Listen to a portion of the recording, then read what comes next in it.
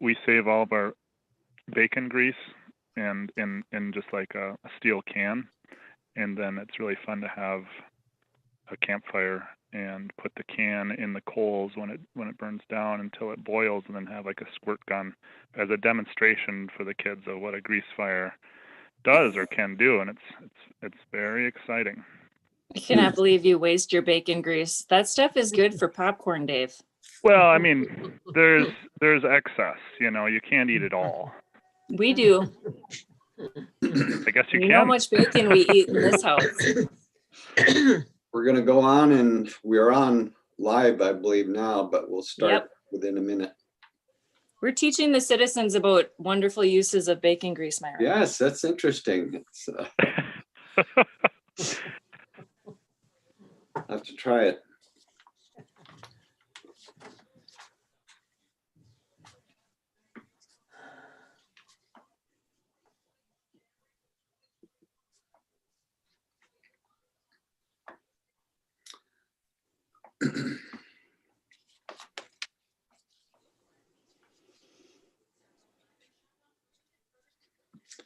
Good morning, everyone.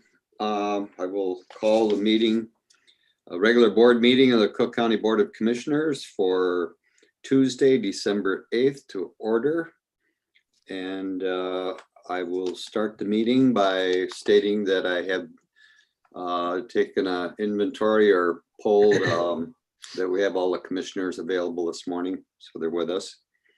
I'll start with reading the statement in regards to meeting by virtual or by telephone due to the COVID-19 pandemic.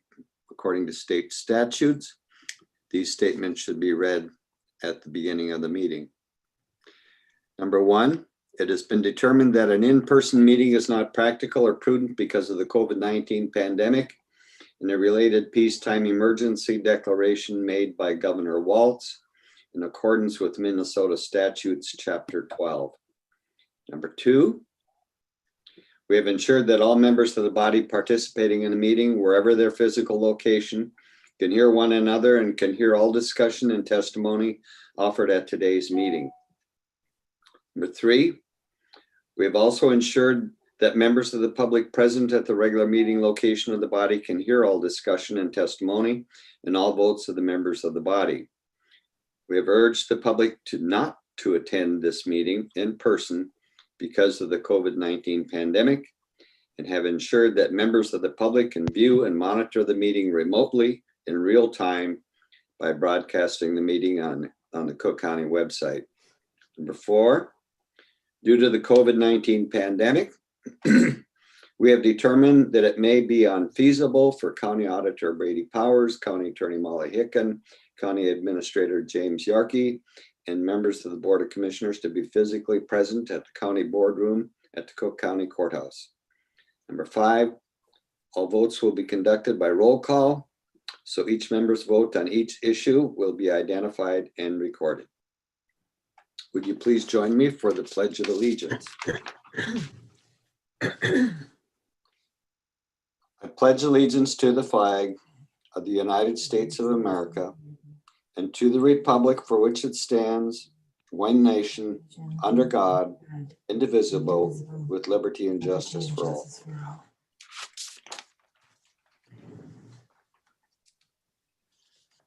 Okay, we'll take a look at the agenda. Any adjustments to the agenda from any concerned parties? Okay. Then we'll go on to a motion to approve the agenda. Could we have someone make that, please? Commissioner Mills, so move. Thank you, Commissioner Mills. Do we have support? Storley, support. Support from Commissioner Storley. Roll call vote. Commissioner Dukirk? Aye. Commissioner Mills? Aye. Commissioner Storley? Aye. Commissioner Bersheim's aye, passes unanimously. Do we have any comments for the public here? Have you received anything, Administrator Yorkie? Mr. Chairman, I have not. Okay, thank you. Then we'll move on to the consent agenda items. Is there any item that some commissioner would like to pull? Mr. Chair, this is Yes. Commissioner Mills. I would like to pull the item for the septic grants. Okay, F? Mhm. Yep. Okay. Go ahead. Why don't we discuss that before we go on to Commissioner of the Whole? So any other item to pull from consent agenda, excuse me. Chairman Bersham, I don't want to pull anything, but I'm looking for a respectful correction. Okay. You talk about that now or after septic? Let's do it now if you're okay with it. Well, the way I read in our last minutes of November 24th, a call to order and the attendance was by telephone were Bersham, Dukirk, Mills. And I was omitted because then toward the end of it, I did second a motion. So I guess just respectfully correct the fact that I was at the meeting. Okay. And I'm not sure about attending by phone. Wouldn't the terminology be attending by Zoom, those board members, and then attending by phone would be whomever that would be for the board member? Am I reading that right? I don't have it before me. I Okay. have to call it out, but maybe if someone else would want to comment on that, who took the notes, I would assume that this should be duly corrected because you were there. Right. So I just ask respectfully for the correction that I was at the meeting and just let it go at that. Attending by phone, we all weren't, but I don't know if the terminology should be those attending by Zoom and then those by phone, but it's just a minor correction. Okay. Yep. Well, hopefully we can duly note that in the future. Mr. Chair, Yes. this is Molly Hicken. I think it is important that the minutes accurately reflect participation by video conference Okay. for those who were by video conference. And thank you, Commissioner Storley. I think it's important that they also reflect that you were present. Right. Okay. Thank you. And Mr. hopefully we Chair. can make that correction. Mr. Chair, we'll make that correction. Okay, thank you. Okay, let's go to the pulled item first and deal with that. Commissioner Mills? Yeah, thank you, Mr. Chair. Yeah, I will be a recipient of this grant money, so I need to recuse myself from the vote. Very good. Thank you for that. Then let's, I'll call for a roll call vote, then excluding Commissioner Mills on that item, consent item for approval.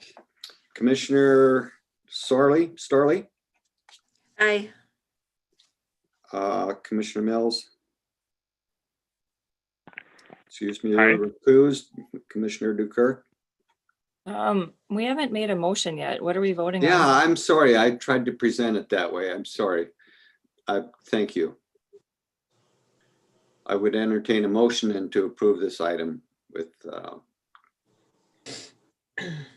I'll make a motion to approve the consent agenda, excluding item F. okay, all right, Support, Commissioner Mills. okay. Roll call vote, Commissioner Storley, Aye. Commissioner Mills, Aye. Commissioner Dukirk, Aye. Commissioner Bershon, aye, passes.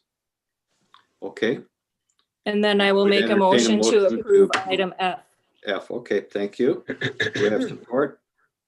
Storley support. Thank you, Commissioner Storley. Roll call vote, Commissioner Dukirk, Aye. Commissioner Storley, Aye. Commissioner Bershon, passes, aye. Thank you.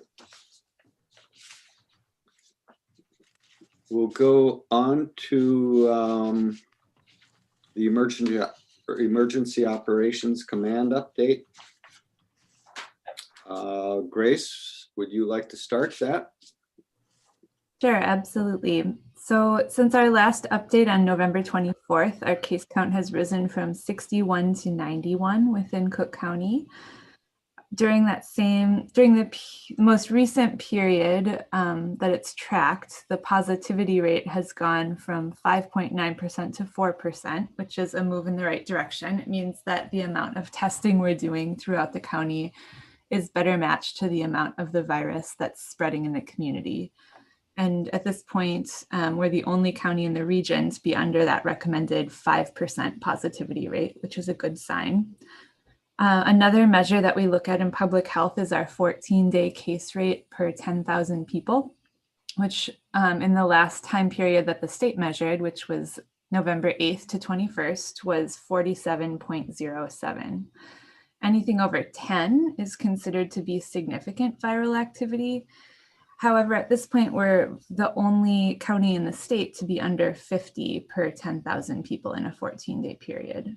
And 50 is considered to be extremely high. So relatively speaking, we're doing well.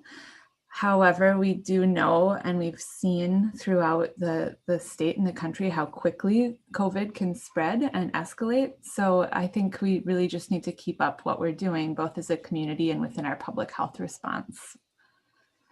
So from the EOC these past 2 weeks, on the contact tracing end of things, we're still able to do the case contact tracing calls within 24 hours of knowing of a COVID-19 case.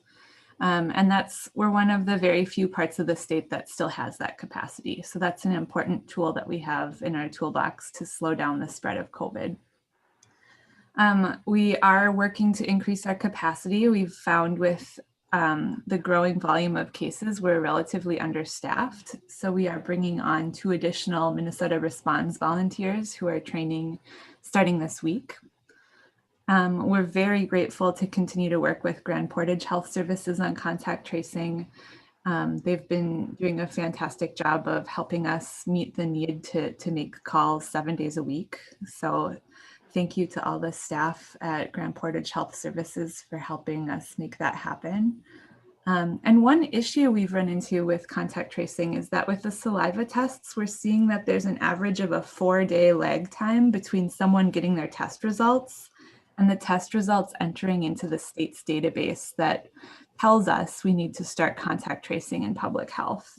So we're trying hard to get the word out that if someone tests positive using a saliva test, either through the mail-in program or at the DEC, they should call public health. And that's the public health office number is that 387-3605 number.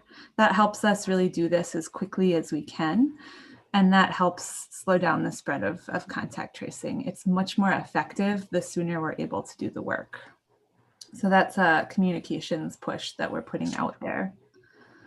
And because there's more COVID circulating in the community, there's also more COVID circulating in work sites. So we're seeing more work site transmission. And so we're also putting out a reminder that Andrea Orist, who is our SHIP coordinator for the community working through Sawtooth Mountain Clinic, is still able to offer businesses help with safety planning. And if there has been transmission, we absolutely talk to the business owner and recommend working with Andrea. She's a fantastic resource. And even if there isn't any sign of workplace transmission, I've just been encouraging through our work with the EOC's business liaison and the chamber lead, Jim Boyd, just encouraging local businesses to take advantage of her expertise. She's a fantastic resource and can help prevent that from growing. We're also working, as we see more people testing positive, we have more people in isolation and quarantine, and as they request essential services, we're strengthening the connection to PHHS intake. So essential services is something that we have a statutory responsibility to help people in isolation and quarantine meet their basic needs.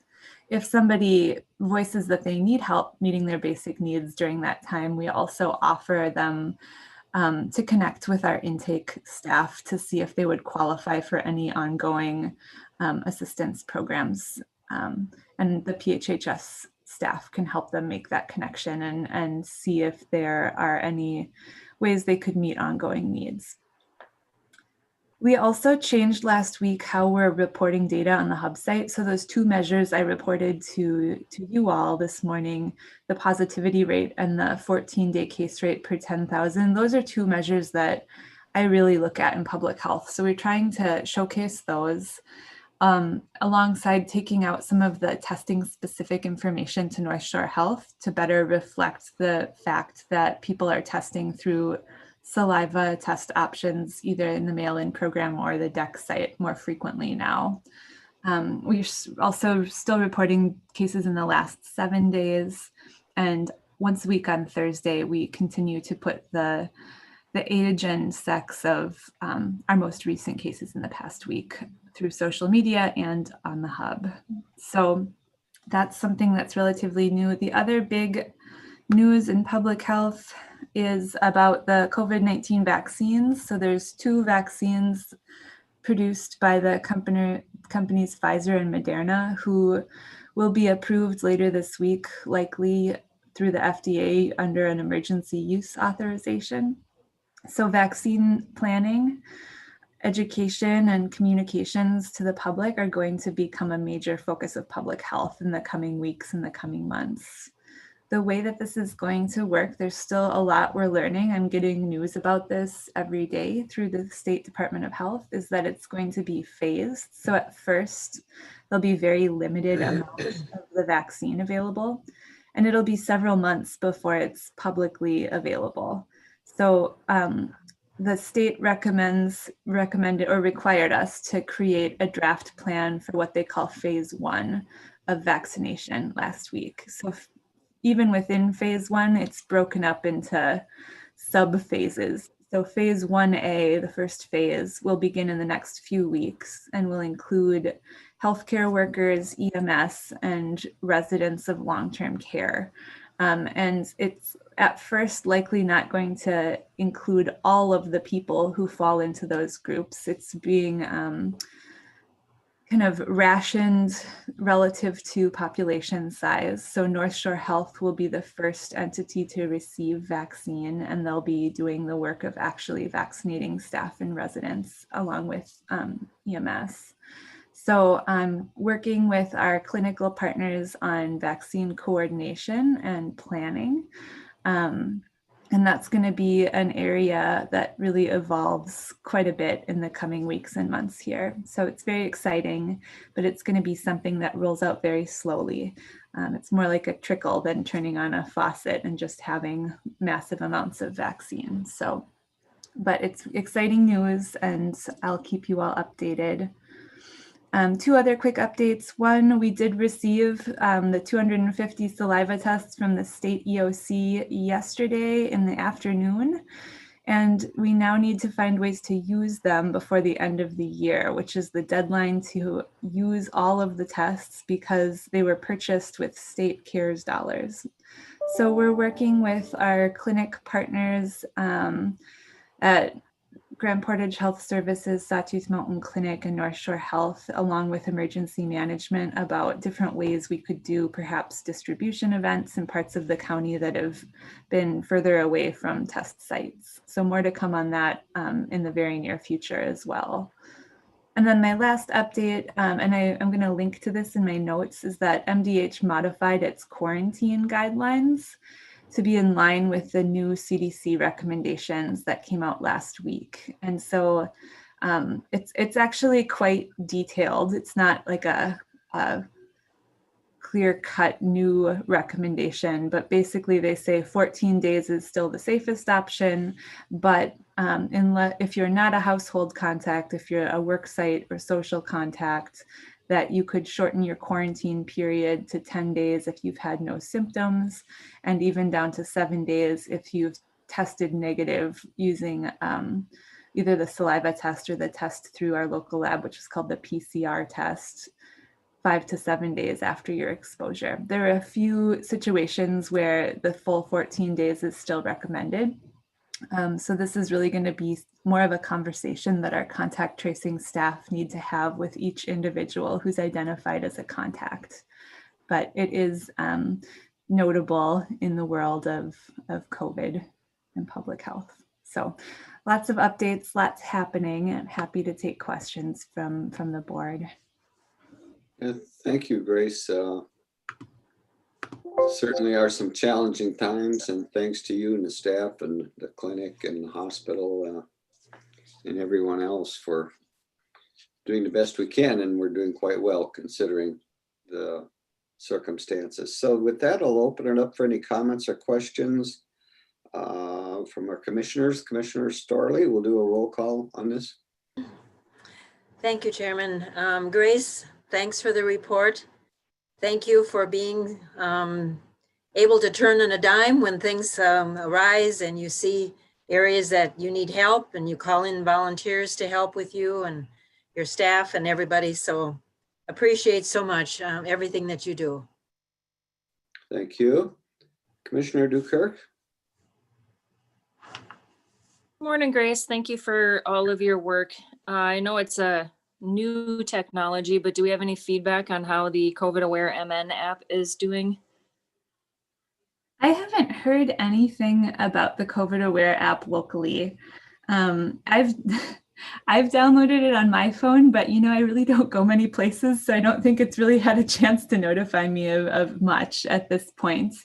I will say it's really easy to download, and I think especially if you're going to more populated parts of the states, like if you're going, shopping in a metro area or something to that effect, that it's a great tool to have in the toolbox. But no, I really haven't heard much. Okay. Well, I go to the hospital care center every single day, which some people think that might be a place where I'd get pinged, and I haven't gotten any notices. So.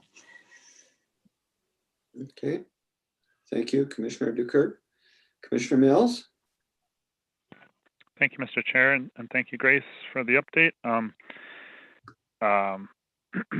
Especially appreciate learning more about the lag between the MDH site and the at-home saliva test. So I'll do my part to spread that word too. Question I had, I guess, and of course this is an unprecedented situation, but is there significance to there being two different vaccines, and are the company names significant? The company names are significant because they help us when we're doing planning identify which vaccine we're talking about. That's kind of how they're essentially given the name of the company that produced them. So if I say the Pfizer COVID vaccine, that's kind of just the name that is kind of thrown around when talking about that vaccine. I think there are differences in terms of how we plan to distribute them. The Pfizer vaccine is going to be more complicated to distribute, and it's going to likely be the vaccine that's available first. And that's because it has an ultra cold storage requirement. So it's going to come shipped with dry ice, and it can only be the package it's shipped in can only be opened a certain number of times in a certain window to protect the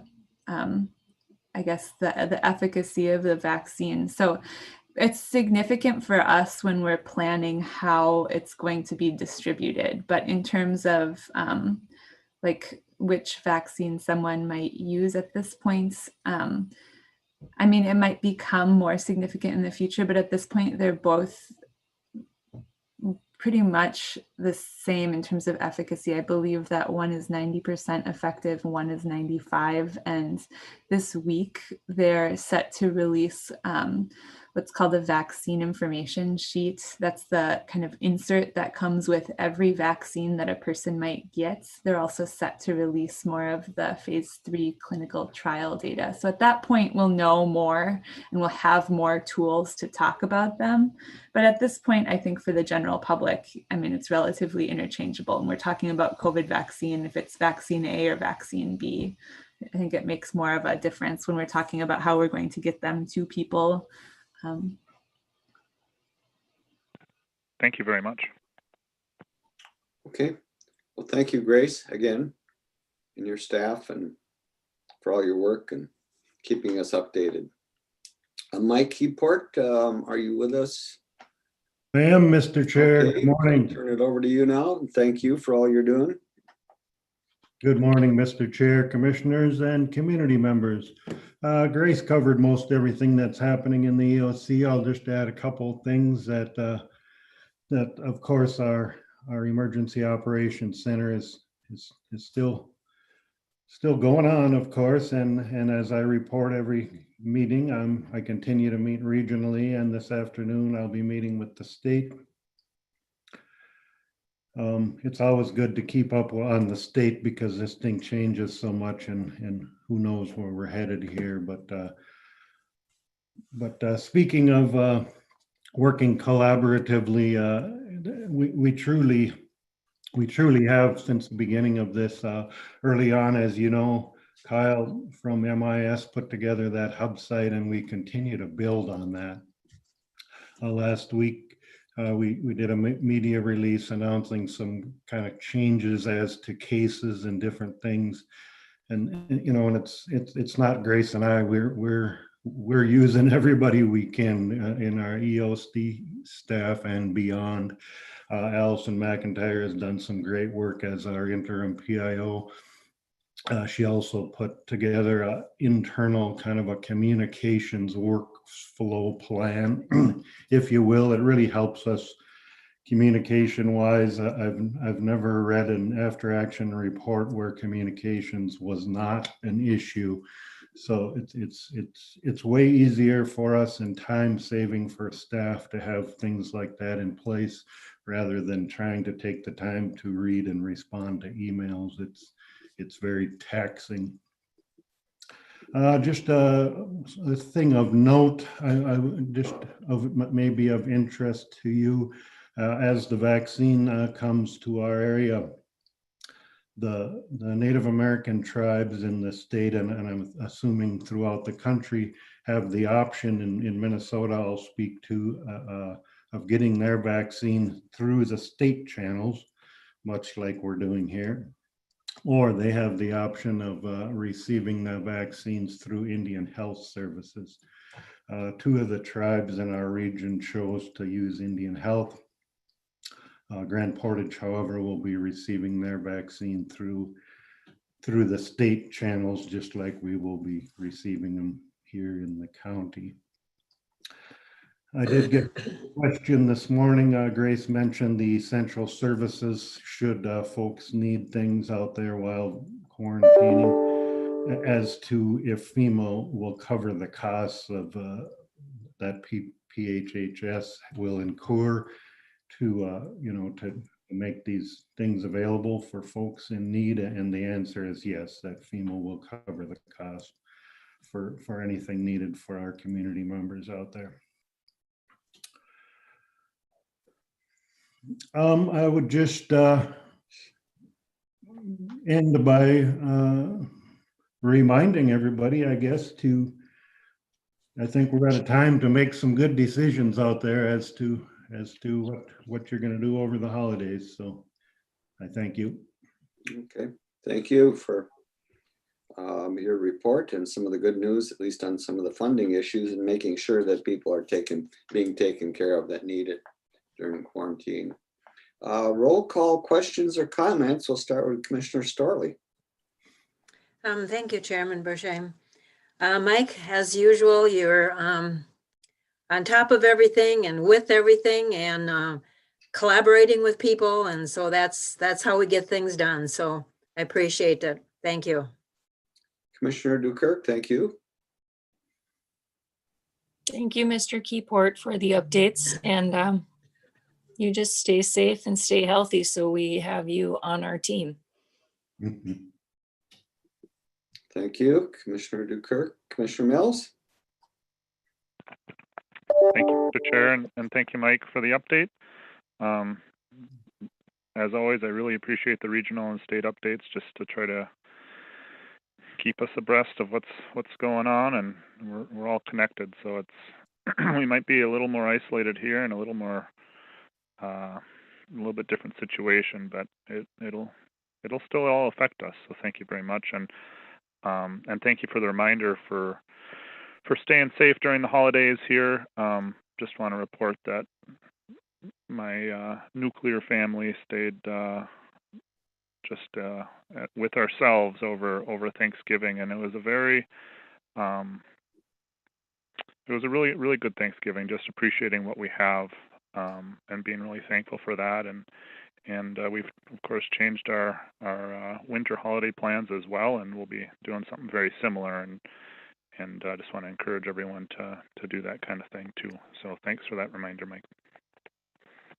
Thank you. Very good. Well, thank you, Mike and Grace, again, and appreciate all your work and keeping us informed and doing a very critical and crucial thing for our community at this time. We'll move on to highway. First item is going to be to approve a resolution to maintain and support invasive species control. And I'll turn it over to our highway engineer for that, I believe, or would it be our maintenance supervisor? You got to deal with me first, and then we'll go on to Josh. So, okay, all right, very good. No, it's just a resolution to support the Gunflint Scenic Byway Committee and the U.S. Forest Service have put forth a grant through the Transportation Alternatives Program. And they've been doing it over the years to help control invasive species up along the Gunflint. On the highway department's end, for us, it's really just, keep doing what we're doing, mowing and being conscious that, the care has to be done along the byway.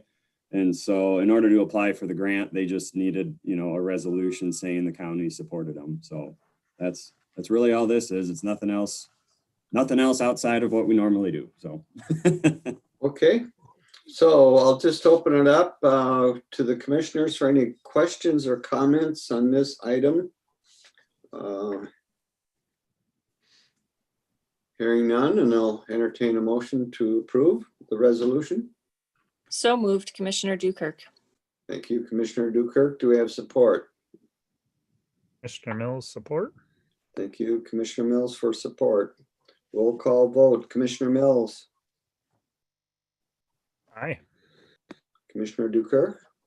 Aye. Commissioner Starley. Aye. Commissioner Bershheim, aye. Passes unanimously. We'll go next to the calibration scale purchase. And we need to approve that.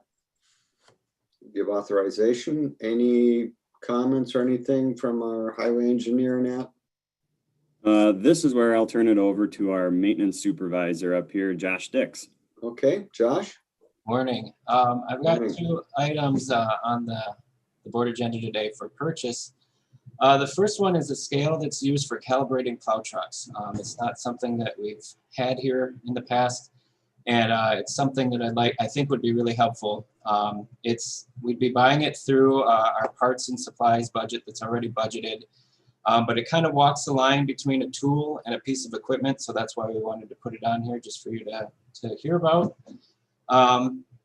Basically, to try and be brief, almost all of our plow trucks, all but one, have a computerized spreader for spreading salt and sand. And the point of that computer in there is to be able to control the rate and keep it consistent as the truck is going down the road. And also to create accountability for our material usage. So it'll measure everything that's coming out. And the reason, a number of reasons that's important. First of all, it's just consistency in the routes.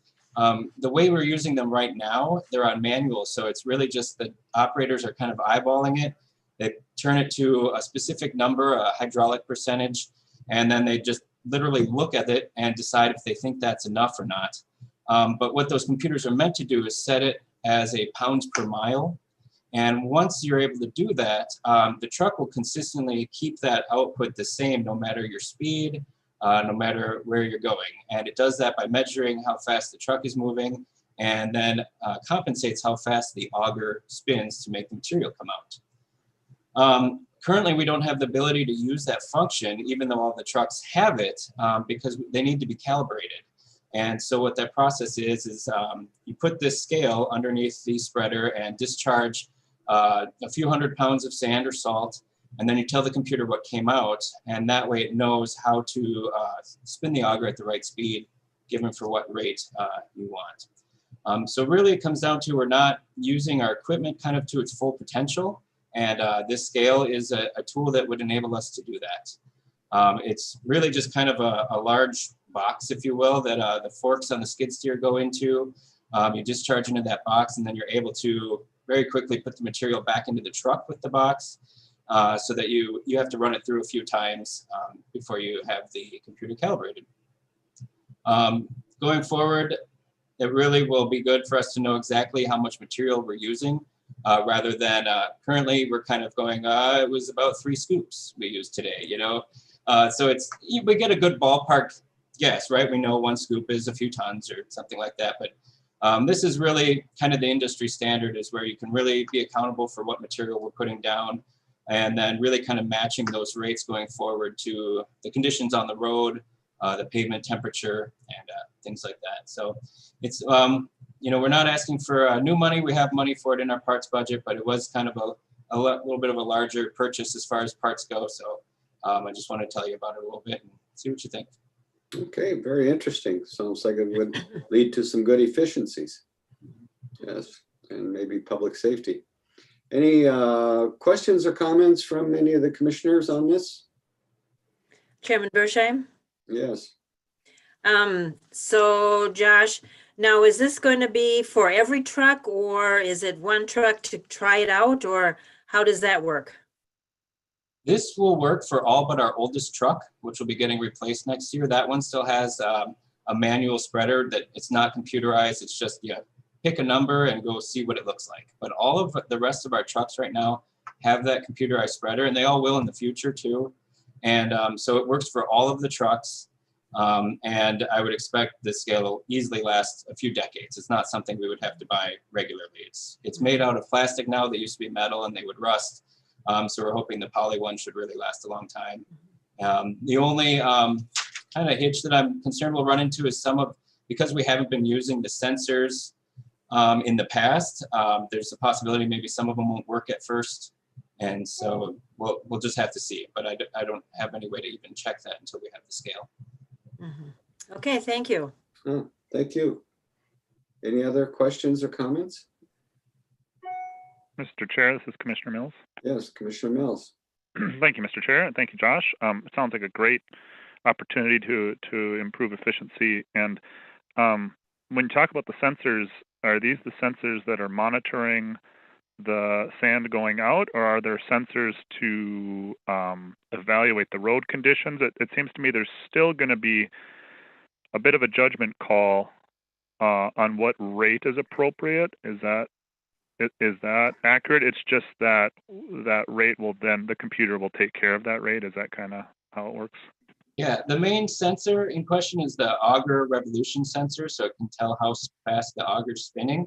There's still definitely a judgment call for the operators. And to be honest, there will be a little bit of a learning curve, I'm sure, at first, kind of getting to know what rate equals what they're used to having come out of the trucks.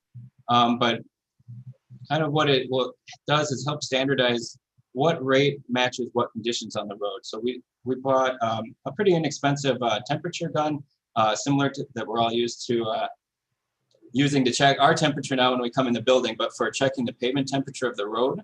And so if we were trying to melt off ice at, say, 15 degrees out of a pavement temperature, over time, the operators would get to know maybe 500 pounds per mile is the right rate for that pavement temperature. So that's where you start creating some more standardized use of our product, when you can match what we're putting out to the conditions on the road. Thank you. Yeah, and of course, we all know road conditions change mile by mile sometimes.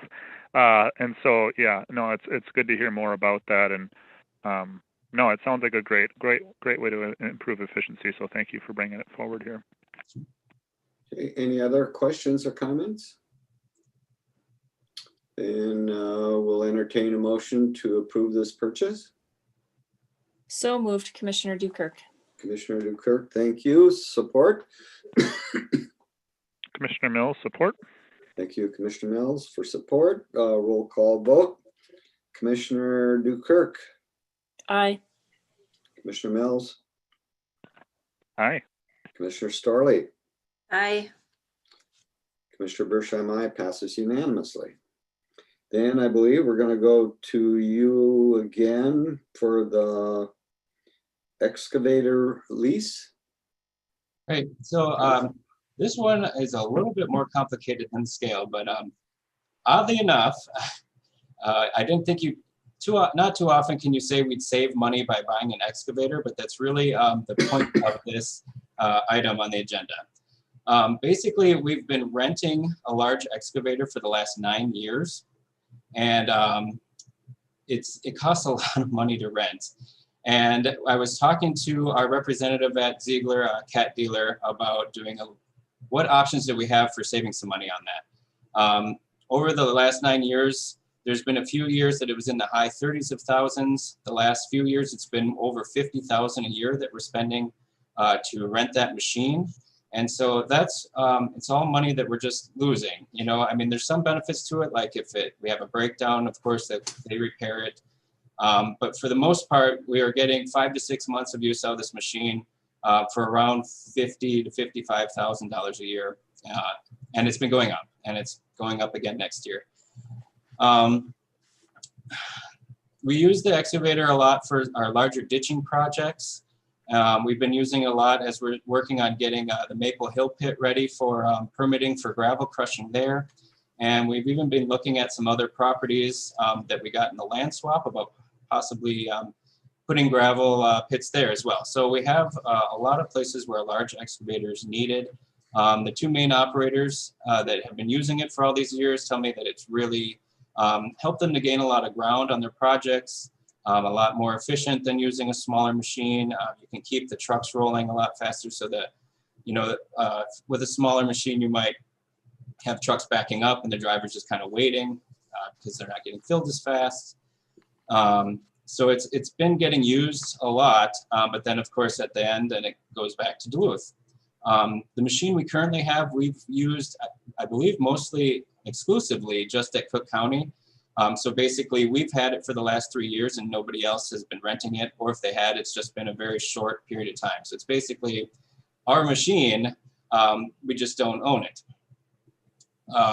So the plan to try and save some money is to do a 5-year lease to own. Our current budget for rental is $40,000 a year, which we've been exceeding quite a bit in the past. And so I asked Jeff, our rep, to show me what it would look like if we got it back in budget and if we paid $40,000 a year. And so what that came up to was 5 years of $40,000 a year, and then a balloon payment at the end of that of, I believe it was around $49,000 a year that we would have to budget for in 2025. But in the meantime, we would actually be getting our payments back down to budget rather than exceeding them by $15,000 a year. I put together a lot of numbers looking at this. I'll try and just touch on a few. I've got some notes hanging up on my computer here. But if we continue to rent over the next 5 years, the total would be $277,500. And that's assuming the rental doesn't go up, which it will. If we did the lease to own over the next 5 years, the total is not a whole lot less. It's $245,000. So we'd be saving $32,481 over those same 5 years. But where those savings really start adding up is after that period, because obviously after that we wouldn't have any further payments. Our current equipment plan replaces excavators at 15 years. Obviously that's up for debate in the future, and that's something that Robbie and I really want to look at, is our total fleet replacement plan. But that's what was last approved in 2018, I believe. So that would leave 8 years left on that machine that we wouldn't be making payments on. And that total savings then over that time would be $444,000. And so that's getting to be some good serious savings on that machine compared to renting it. The one downfall, of course, is when you own it, you have to fix it. But even if, just kind of ballparking with the mechanic, if we put $50,000 worth of repairs in that in the following 8 years, we're still coming up 400 grand of savings basically. And so that's why we wanted to bring this forward to you, because it's a machine that we already have. We've been using it for a long time, and this looked like a way to do it for a lot less money.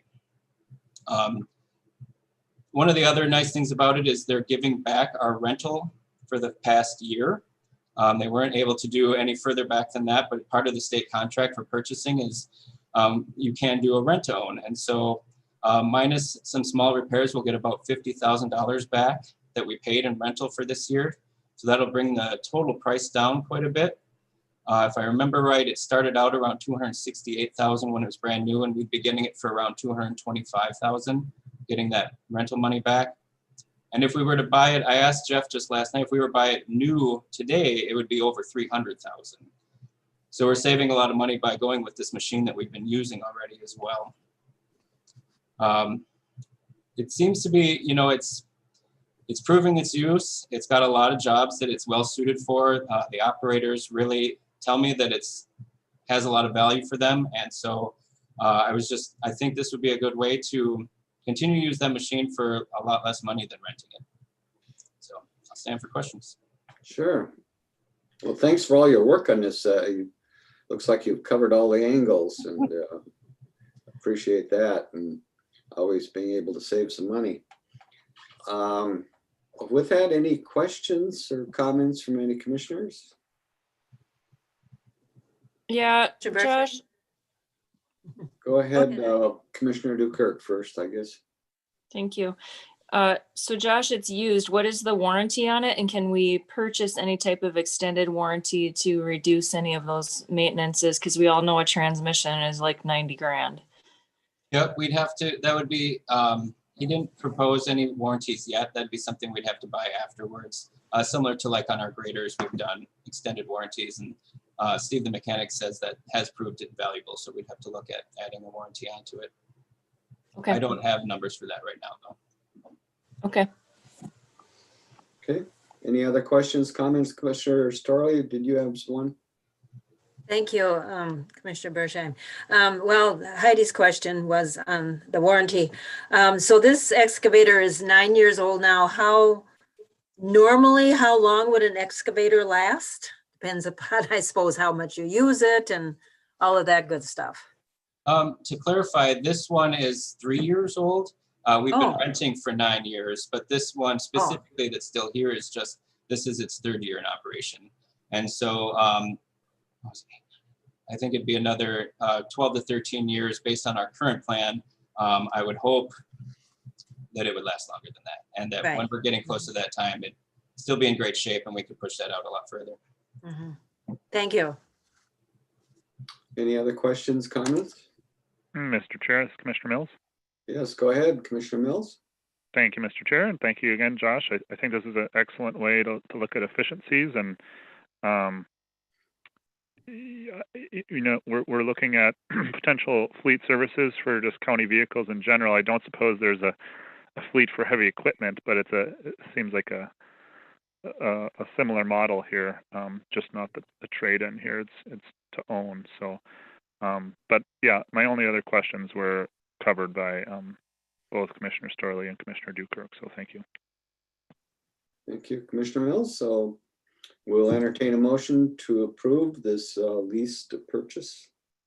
So moved, Commissioner Dukirk. Okay, thank you, Commissioner Dukirk. Support? Storley, support. Thank you, Commissioner Storley. Roll call vote. Commissioner Dukirk? Aye. Commissioner Mills? Aye. Commissioner Storley? Aye. Commissioner Bershheim? Aye. Passes unanimously. Thank you. Mr. Chair? Yes. Josh just wanted to say thank you for all of the detailed information. If you go back about 5-6 years, you'll see that purchasing equipment for the highway department was very much like a root canal with no Novocaine. So thank you.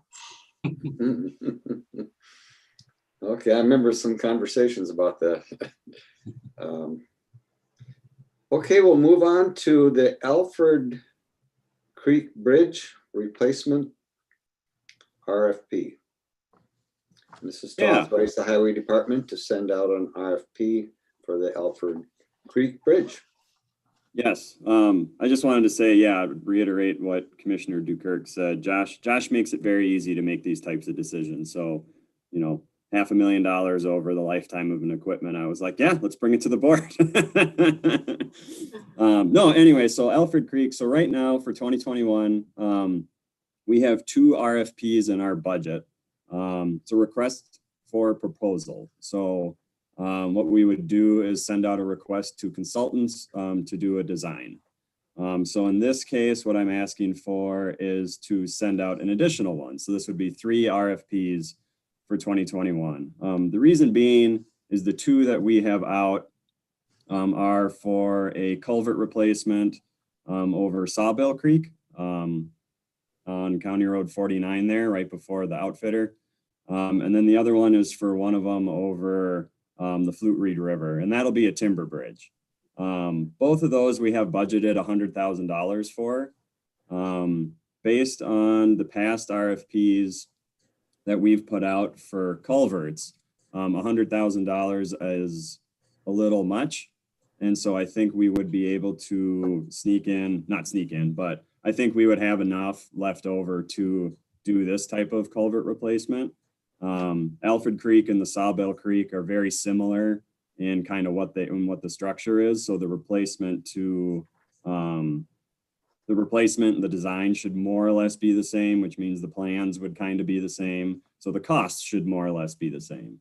To give you an idea, I think the Seagull Creek and Larch Creek culverts for those designs were somewhere in the $30,000 to $50,000 range. And so to have currently $100,000 budgeted just for Sawbill is a lot. And so I think we would be able to do this one as well. Yeah. Okay. Well, thank you. Any questions or comments on this one? Okay, then we'll entertain a motion to go ahead and authorize the highway department to send out an RFP for this bridge. Commissioner Mills, so move. Thank you, Commissioner Mills. Dukirk, support. Thank you, Commissioner Dukirk. Roll call vote.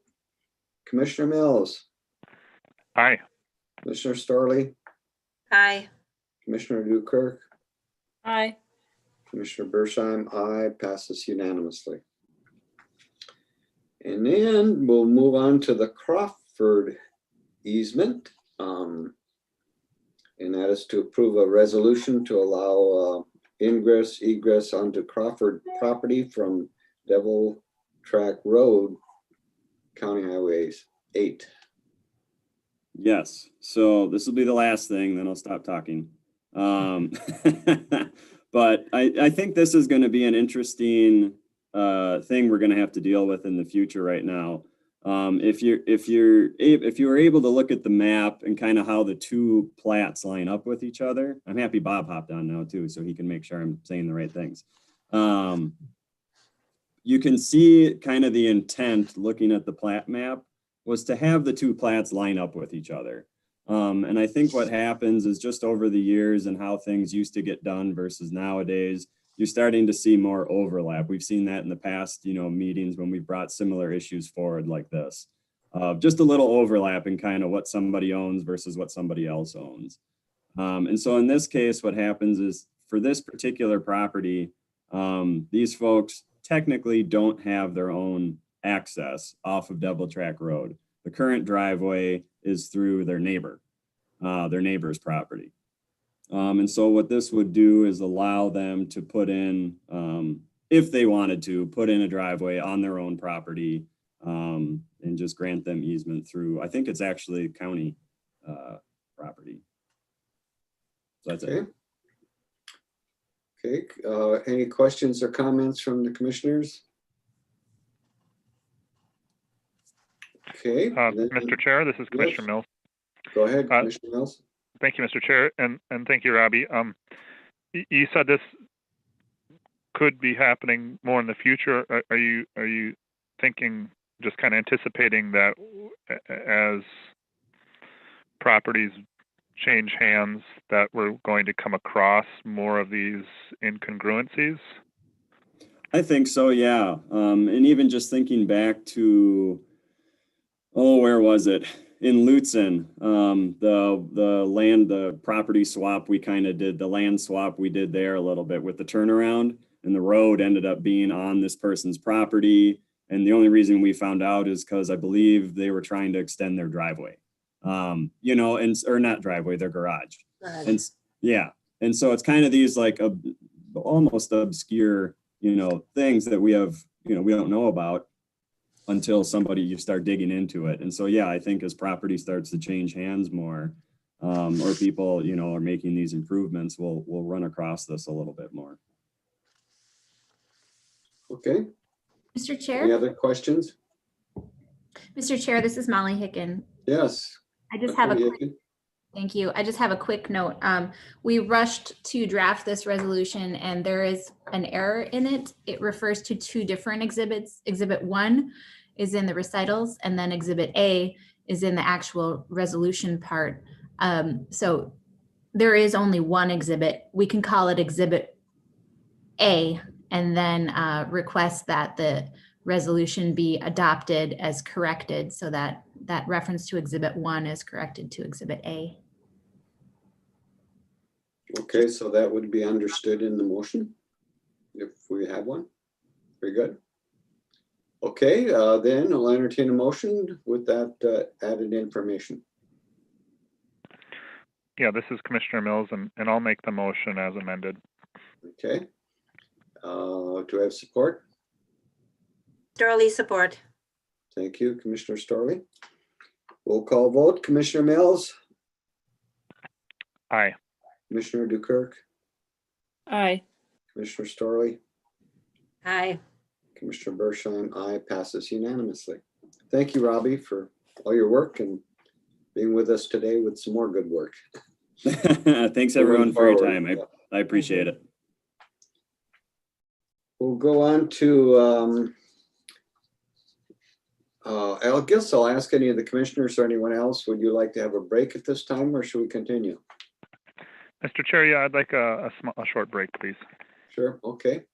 Then we will recess and let's come back in 7 minutes. That'd be about 9:32.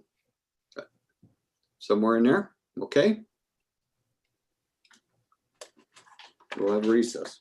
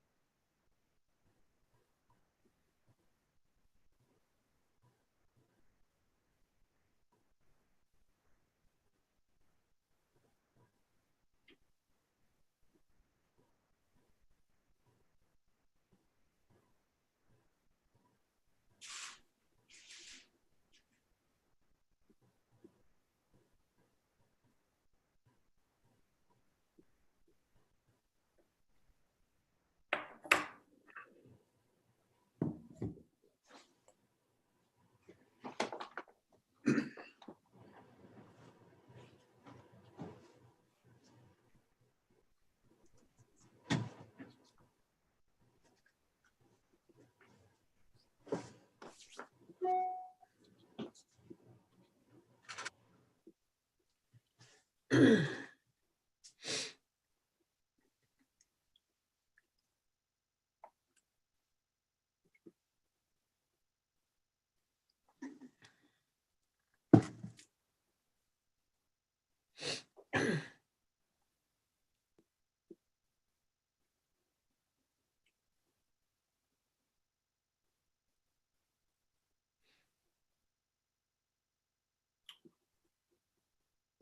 we have Commissioner Dukirk with us?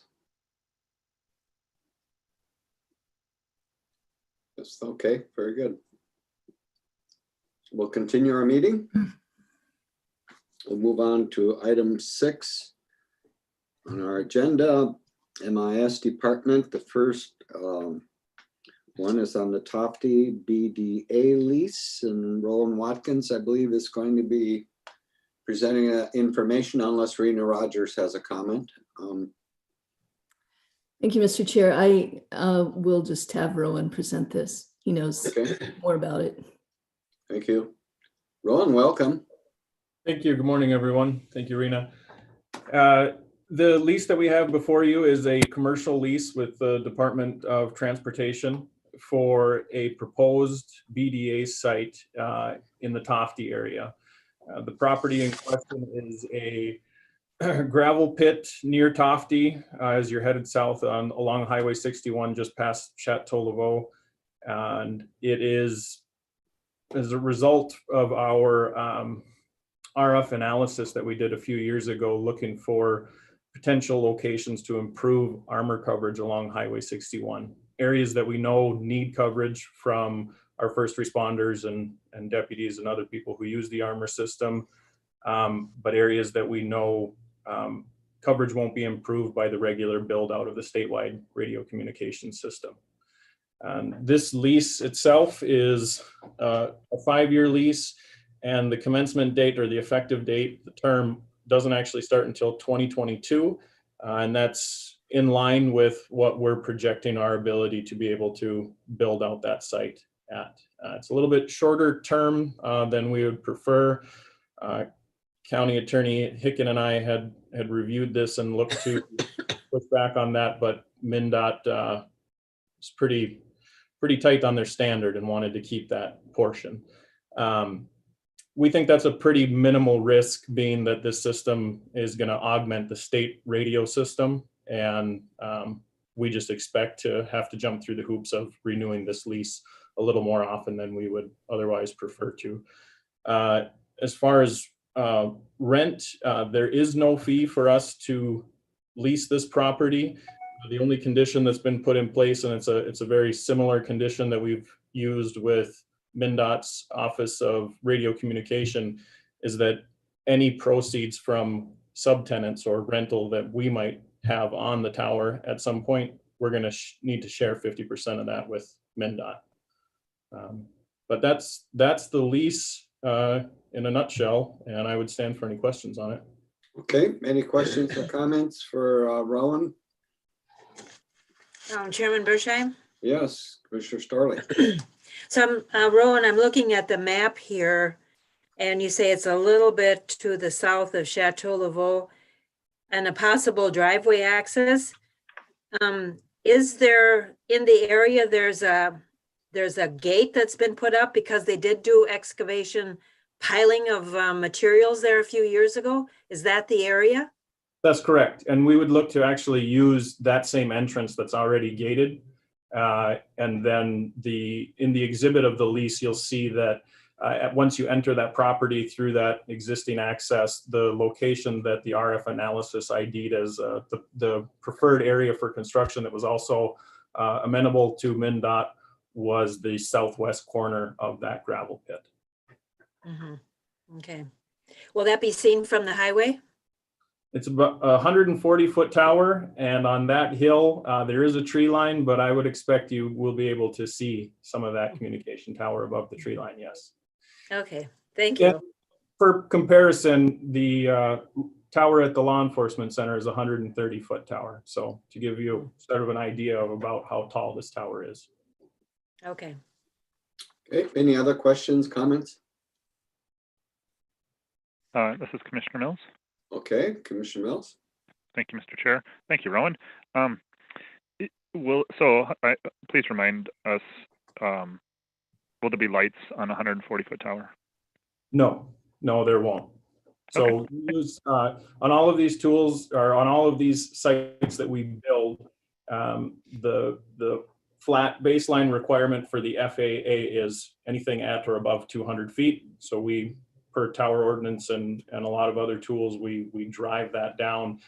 There are special conditions in areas where if you were in proximity to an airport or other things where you would need even a tower below that height to have lights. And the FCC and the FAA have a very nice tool that allows you to type in the actual GPS coordinates of a location, determine whether or not you need to do what's called an FAA flight study to require that.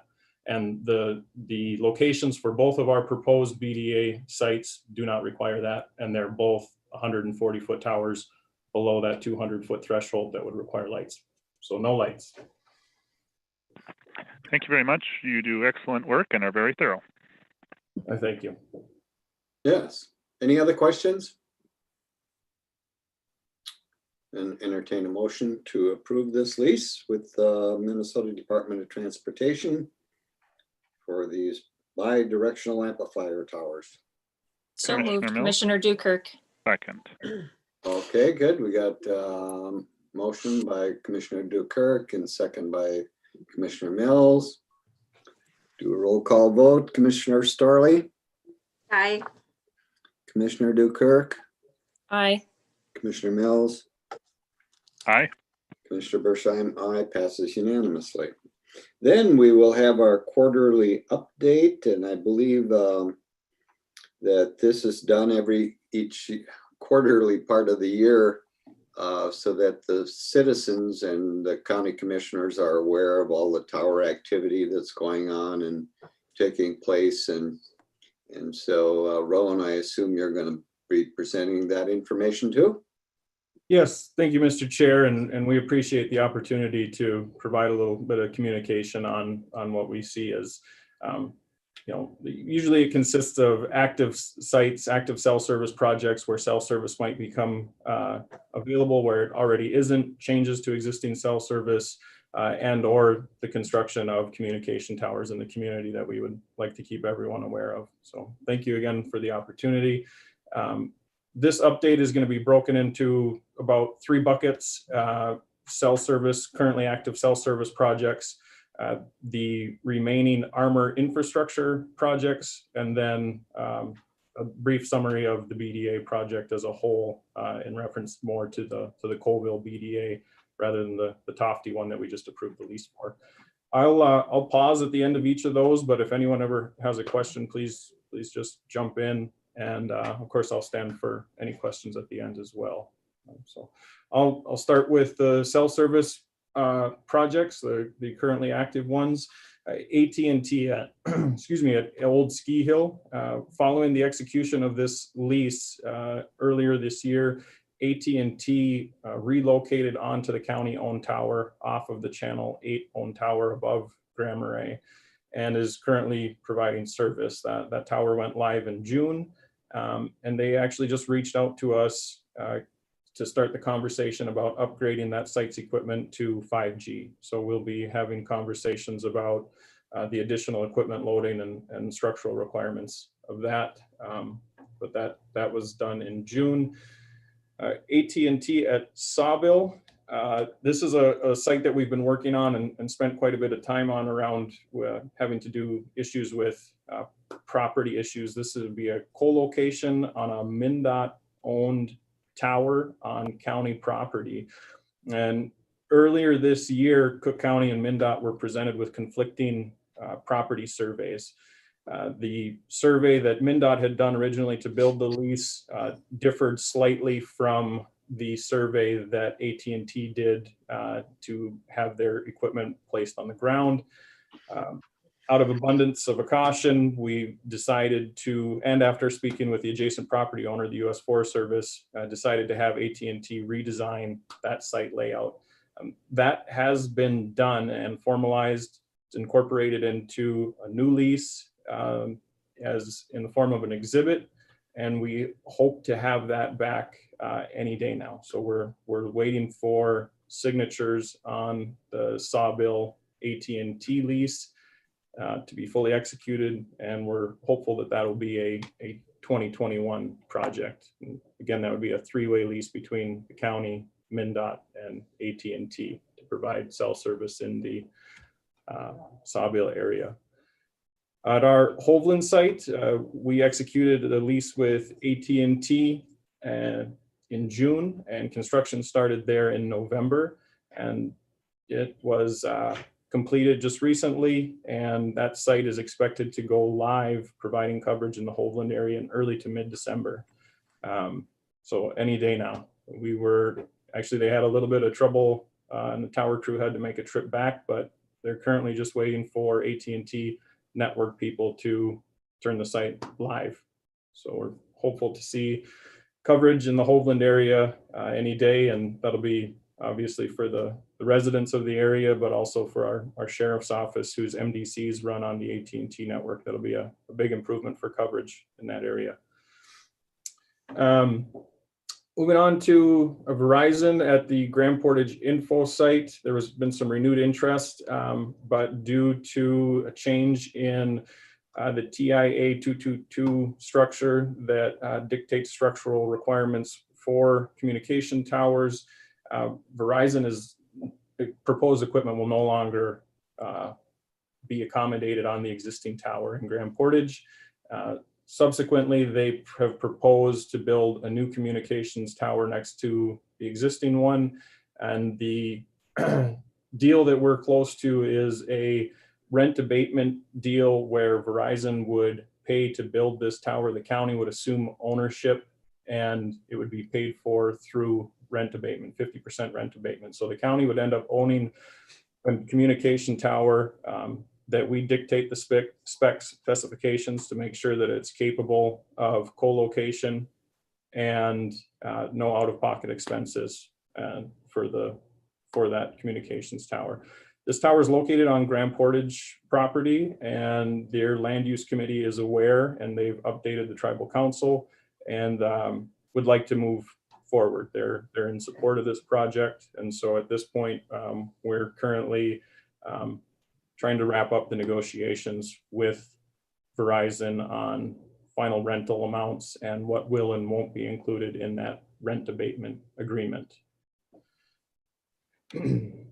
The last one we have for currently active cell service projects is AT&T at Gunflint. The existing tower there, similar to Grand Portage, is unable to support the additional loading that the AT&T carrier would like to put on. And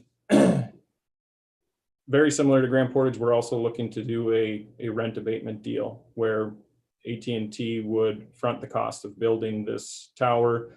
Cook County would assume ownership, and at a 50% rent abatement, pay back the cost of tower construction over the term of the lease. Again, this would allow us to dictate these specs to make sure that the tower being built there is capable of holding additional carriers. We're going to validate that through structural analysis to confirm that 2 additional carriers, Verizon and T-Mobile, should they ever want to co-locate, there'll be a tower there waiting for them, and it will allow them to co-locate without having to build any additional support structures in the area. This lease was actually intended to be on this board agenda meeting. However, they failed to provide the structural analysis that would have validated co-location capabilities. And so pending review from a third-party engineering company, we hope to have that lease on the board meeting of the 22nd for you. So that one's close and moving forward. That'll do it for active cell sites. The remaining MnDOT Armor infrastructure projects, the Mitt Lake Armor site, that site development and construction was completed earlier this year, and that site actually went online in early November. It's providing coverage in the Devil's Track, North Devil's Track and Grade area. And it's the last remaining MnDOT armor site to be built in Cook County and one of the last to be built in the state. But it's also a critical component in the remaining MnDOT armor infrastructure project, microwave redundancy. And this is a larger project that will ultimately result in redundant paths for several sites that don't have redundant microwave paths currently. That includes Hovland, Devilfish, Mount Maud, and the Mid-Trail sites. And another key component or beneficial component for the county is that this is going to significantly reduce the amount of loading on the county-owned Bogus Lake Tower that is beyond capacity for loading per current standards. It's an older tower that we're also looking at replacing soon. The last piece of this, the last two pieces of this that were required following a modification analysis and a design modification package was ordered for our Mid-Trail site to facilitate the additional loading of a microwave dish for the Mid-Lake Loop. And that was also installed earlier this year. So between the Mid-Lake site being built and the Mid-Trail site being structurally modified to accommodate the additional loading, this larger project of microwave redundancy can now move forward, and we're hopeful to see that begin here in 2021. And the last two remaining items we have are our Colville BDA. And the last time we were here talking about this one was we had a conditional use permit had been granted, and we had secured approval from the regional and statewide emergency communication boards to move forward with this. Since then, we were able to use surplus equipment bond funding that became available as a result of a grant received by the Sheriff's Office for their 911 call processing equipment. And we were able to use those funds to partially develop the site, providing access and power. And we were also able to use those funds to have the tower design fabricated and shipped to us. The next steps in this project will be to construct the foundation and erect the tower, and then order and install the BDA equipment itself. We're currently looking at tower capital funds to complete this project, hopefully in 2021. The last one is the Tofty BDA, which we covered briefly in the lease that was just approved. We worked with MnDOT Legal to use that property. And again, before we'll be able to build that site, we'll need to take it through the regional and statewide emergency communication board governance structures. But we expect that to be a relatively simple process. The Tofty BDA and the coverage analysis, the propagation study, they were all part of the same report that was conducted for the Colville BDA that has already been approved by the same governance structure. We just didn't want to push it through the governance structure without actually securing a lease beforehand. So it should go fairly quickly now that we do have legal use to use the property. That's it for radio communication updates. And Sabrina would like to add anything? I would. So first of all, Rowan referenced the Radio Communication Capital Fund. That fund is being populated by cell service contracts. And we are rapidly approaching $200,000 a year revenue there, which allows us to purchase BDA equipment, to replace towers, some of those other things, and keeps those expenses out of the levy. So it's starting to get to the place where we can actually see the benefit of that. One other thing I just wanted to add about the Gunflint site is you probably recall a couple of years ago, I think at least 3 of the commissioners were on at that time. We passed a tower ordinance, and it was a renewal of the existing tower ordinance. And in that process, what we attempted to do was set things up to really kind of manage and minimize tower proliferation in the county. And so the first thing that anyone wants to bring a service, whether it's AT&T or a smaller company organization, they have to see if it will work on an existing tower. And that's what AT&T did at Gunflint. That tower is actually not a very heavy duty tower and has a lot of public safety, different entities on there. So it didn't work out. So the next step is, if you have to build a tower, then that you build it where there's already another tower. So we created tower districts, and that's what's occurring here. The new tower will be right next to the existing tower. The other thing that's happening here is that we are going to own that tower, and Roland said this, but I really want to emphasize it, asking them or telling them they have to build it to our specs in such a way that all three cell companies will fit on that tower, because it's just a matter of time until Verizon and T-Mobile want to also be in that location. By requiring that they build it so that it holds all three vendors, what we have effectively done is said, there's no need for any other towers there. Nobody else can come in and say, AT&T can't say, well, we're not going to let Verizon on our tower. And so we have to build our own tower. We've effectively stopped that process and said, everyone, all of the cell companies all need to be on the same tower. And they're going to pay for it, and we're going to pay them back through rent abatement. But any additional people that come, or companies that come and get on that tower, we get the revenue for that. Again, building our tower capital fund. So the things that you approved a few years ago and put into play, we're actually starting to see those play out, both in providing better service for our public safety folks up there using FirstNet and AT&T, also in really seriously managing the proliferation of towers, and providing a revenue stream for us to maintain this infrastructure, which is so critical both to citizens and to public safety. So I just wanted to, Rowan said that, but I wanted to say it again in a way that helps people understand why these building blocks that we put together over a series of years matter. And we're starting to see the benefits of that. That's it. Good planning. Yes, very thorough. Okay, we'll open it up for questions or comments. This is an information only item.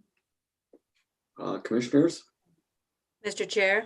Yes, Commissioner Starley. Thank you. Rowan, thank you for always bringing us up to speed with the towers and information. And thank you also, Rena, because when you think about everybody who wants to be on a tower and saying, well, so-and-so can't because I want to be on the tower is a good plan that everybody can eventually be on a tower. So Rowan, you updated us on the Gunflint site with AT&T coming. In general, just a general question, is Verizon up and down the Gunflint Trail?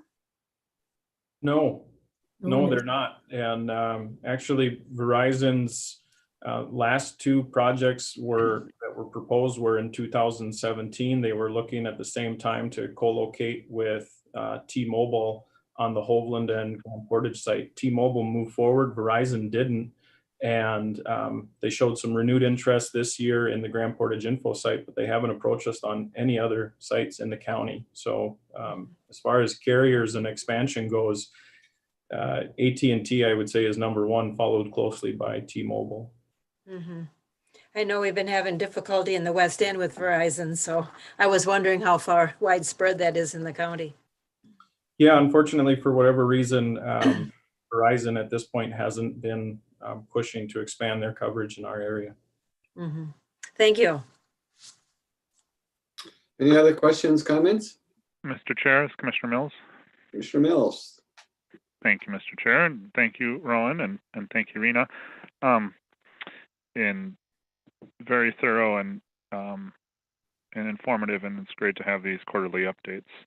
I also want to express my appreciation for working on developing the tower ordinance, because Rena and Rowan, as you point out, this is all playing out very, very well for the county and the public and public safety's benefit.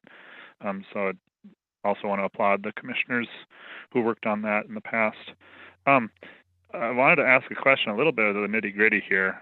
You mentioned the old Ski Hill Tower and AT&T and 5G. My understanding is that 3G, 4G, 5G all have different distances that they travel for reception. They also have different bandwidths, and it's an inverse relationship. So when it comes to 5G, it seems like that's not going to be very practical for a lot of the county, but when we're talking, more densely populated areas, which is relative for Cook County, of course, that it could be of benefit. But just trying to look even further in the future, can you give us some perspective on the tower requirements for 3G, 4G, 5G respectively? Are we building towers that, again, it's maybe not practical now to have 5G up the trail, but are we building towers that are going to be able to accommodate all of the technologies? That's a tough question to answer. I would say that, the limiting factor on loading, or the amount of loading that a carrier wants to put on a site, while it is impacted by the type of technology, the difference between 4G and say 5G. The bigger impact is actually the amount of traffic that they're wanting and being able to hold. So we will often see when we propose a rental rate per appurtenance on the tower, we will often see AT&T or Verizon or whoever take a little bit closer look at the area and how much capacity that they think that they actually need based on population influxes, which are huge, obviously, up here in Grand Marais. And they'll bring that down. They'll reduce that. So they may start with sort of a cookie cutter model, but really the biggest factor is how many radios and antennas they want to put on a tower, and that has more to do with overall capacity of a site than it does with actual technology.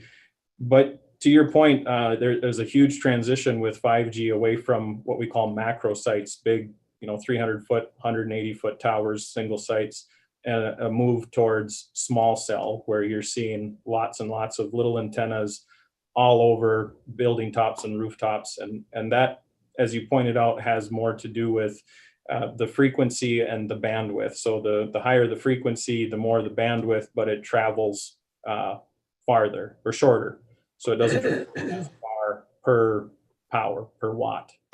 So you're seeing these cell companies need to put up more little sites around densely populated areas. To the overall question, we use an engineering company that likes to over-engineer it. They hold it to a very high standard, higher standard than most tower manufacturers, and they're the third party that we have sign off on our co-location structural analysis validation studies, and they do a very good job of doing full build outs. So what we like to incorporating full build outs. So a maximum originally proposed build out today that AT&T would propose, we triple it and say that's what the tower needs to be capable of in the case of say Gunflint in a new site. And they're all done to the latest version of the TIA 222 standard that governs structural communication tower structural requirements. If that answers the question. Yeah, very well. Thank you very much. Okay. Anything else?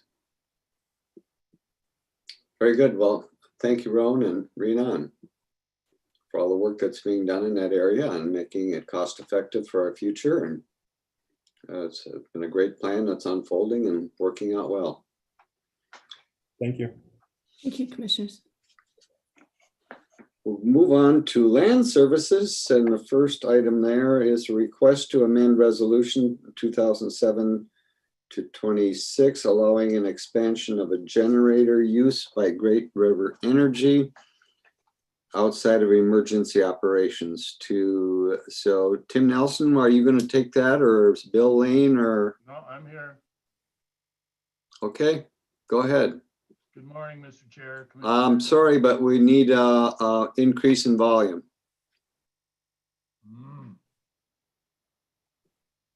How do I do that? Try it on your computer. I don't know, but try it on your computer or speak. If that doesn't work, are you on a computer or a phone? Yeah, I'm in the office. Yeah, now you're better. Maybe I was just too far away. Maybe I wasn't speaking up. Okay. Is that it? Audible? I think it's acceptable to me. I hope it is to others. Awesome. Great. Thank you. Thank you for that note. And again, Mr. Chair, good morning, and commissioners. We're going to move from towers to power here. And this is an amendment to Resolution 2007-26, which was approved as suggested in 2007 to allow for emergency generator use at the County Road 14 generator site. This is under the proprietary ownership of Arrowhead Electric with connection to Great River Energy. And so there is that connection here. As suggested in my narrative for the Planning Commission at its November 18th meeting, there is not a parental connection between GRE and AEC. And if you've read the narrative that I presented for both the Planning Commission and Board of Commissioners, I think it'd be best if we could just take a few minutes and kind of allow Mark Strophus and John Tweest. Mark is with Great River Energy and John is with Arrowhead Electric Cooperative, to kind of give just a brief overview of how this connectivity is in play and how it affects not only Cook County, but areas outside of Cook County. If that would be okay with you, Mr. Chair. Yes, good. Yes, whoever you'd like to turn it over to. Mark Strophus is with Great River Energy. Okay. Go ahead, Mark. Good morning, Mr. Chair, Commissioners. Thank you for your time. This is somewhat of a procedural change for the generating site. Historically, we've had to disconnect the local users from the power grid, causing a short outage, and then reconnecting it as we turn on the generators at the County Road 14 site. As we get connected up into the MISO system and offering them control, we expect to see less of that happening. So we'll have reduced these short brownout blackout periods. It's really an economic opportunity for us to take advantage of the MISO financial systems and defray some of the costs that Great River Energy's eventual retail consumers pay. And that includes all of the folks on the Arrowhead Electric Cooperative system. So I'm ready to answer questions if there's any, but if not, I'll turn it over to John. Okay. Any questions for Mark? Go to John then. Thank you, Mr. Chair. Can you guys all hear me? Yes.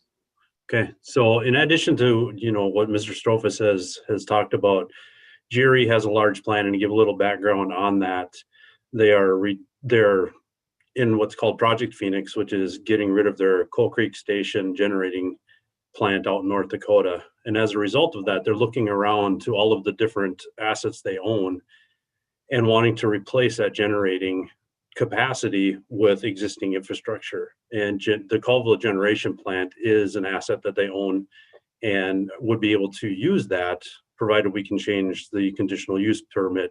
And when he says economic benefit, it is an economic benefit based on the fact that if they can run this generating plant cheaper than what they can purchase power from the MISO market, then economically it benefits GRE, it benefits all of us. Little background there. You will remember a term called peaker plant. In generic terms, that's what this would refer to, is that it would only be based on a time of use when the system was at a peak and really needed this. They had to buy power, and it would be more economical to run this than to actually buy it. So a little bit more history on that. With the change from emergency designation only to this economic benefit, it gives a greater range of use for the generation plant. And I'm not saying that it would be operated more. I'm saying that it would be more easily used in the event that it was needed. And what Mark referred to, when we have to shut it completely down in order to put the generation plant onto the transmission grid, there would be equipment installed that would mitigate that problem for bringing this generation plant online. And so that's all part of their plan. For the benefit of Cook County residents, including Grand Marais, in the summertime, we can support the load of the entire system, and if needed, voltage support as would be required if there was any issues down south. Currently, the generating plant in Grand Marais is a peaker plant, and is required by SIMPA to run at certain times during the summer. And anybody that's been in Grand Marais probably doesn't even notice it. The technology that is at this generating plant is exactly the same. When they say 50 dB at the nearest property line, that is very, very accurate. You can stand outside this generating plant at full load and have a normal conversation like we are having right now. You hear a little bit of wind noise, that's it. So just to give a little bit more background on that. Like I said, the the benefit for the distribution system would be that it would be always available, even more so and more easily available than it currently is, meaning that our members would receive less blackouts or less power interruptions when wanting to generate from this facility. There will still be one when we have to bring it back to the normal grid, but bringing it online will reduce one of those power outages. So outside of that, it's a very, very good thing for the distribution, for the cooperative as a whole, and it's a very good thing for our parent cooperative, Great River Energy, to have this as an asset and allow this into the MISO market. So I can answer any operational questions very easily, if there are any. Okay, any questions for John from the commissioners? Chairman Bersheim? Yes. To both of you gentlemen, I don't have a question, but just everybody needs a backup plan. And I think this sounds like a good backup plan. And as we all know, with the amount of electrical use that everyone is using now, as we are right now, not just technical, but electrical, and with the amount of visitors we have in the summer, this is a great way to make sure that we have the needed power when we need it. So thank you for bringing that to our attention. Okay, any other questions, comments? Mr. Chair, it's Commissioner Mills. Yes. Go ahead, Commissioner Mills. Thank you, and thank you, John and Mark, for the presentations. And yeah, I really do appreciate just the efforts looking to make our system more reliable and more sustainable. And I hope that we continue to look for ways to do both. So thank you very much. Okay, any other comments? Then I'll entertain a motion to amend the resolution 2007 to 26. Mr. Chair? Go ahead. I'd just like to continue with just a review of the Planning Commission meeting, because there was public comment there. And again, the information that Mark and John provided is really information that I can't put into the narrative. It's really the nuts and bolts of the electrical grid system, how it pertains to Cook County, and that's really important information. And I'm glad they were able to participate in this.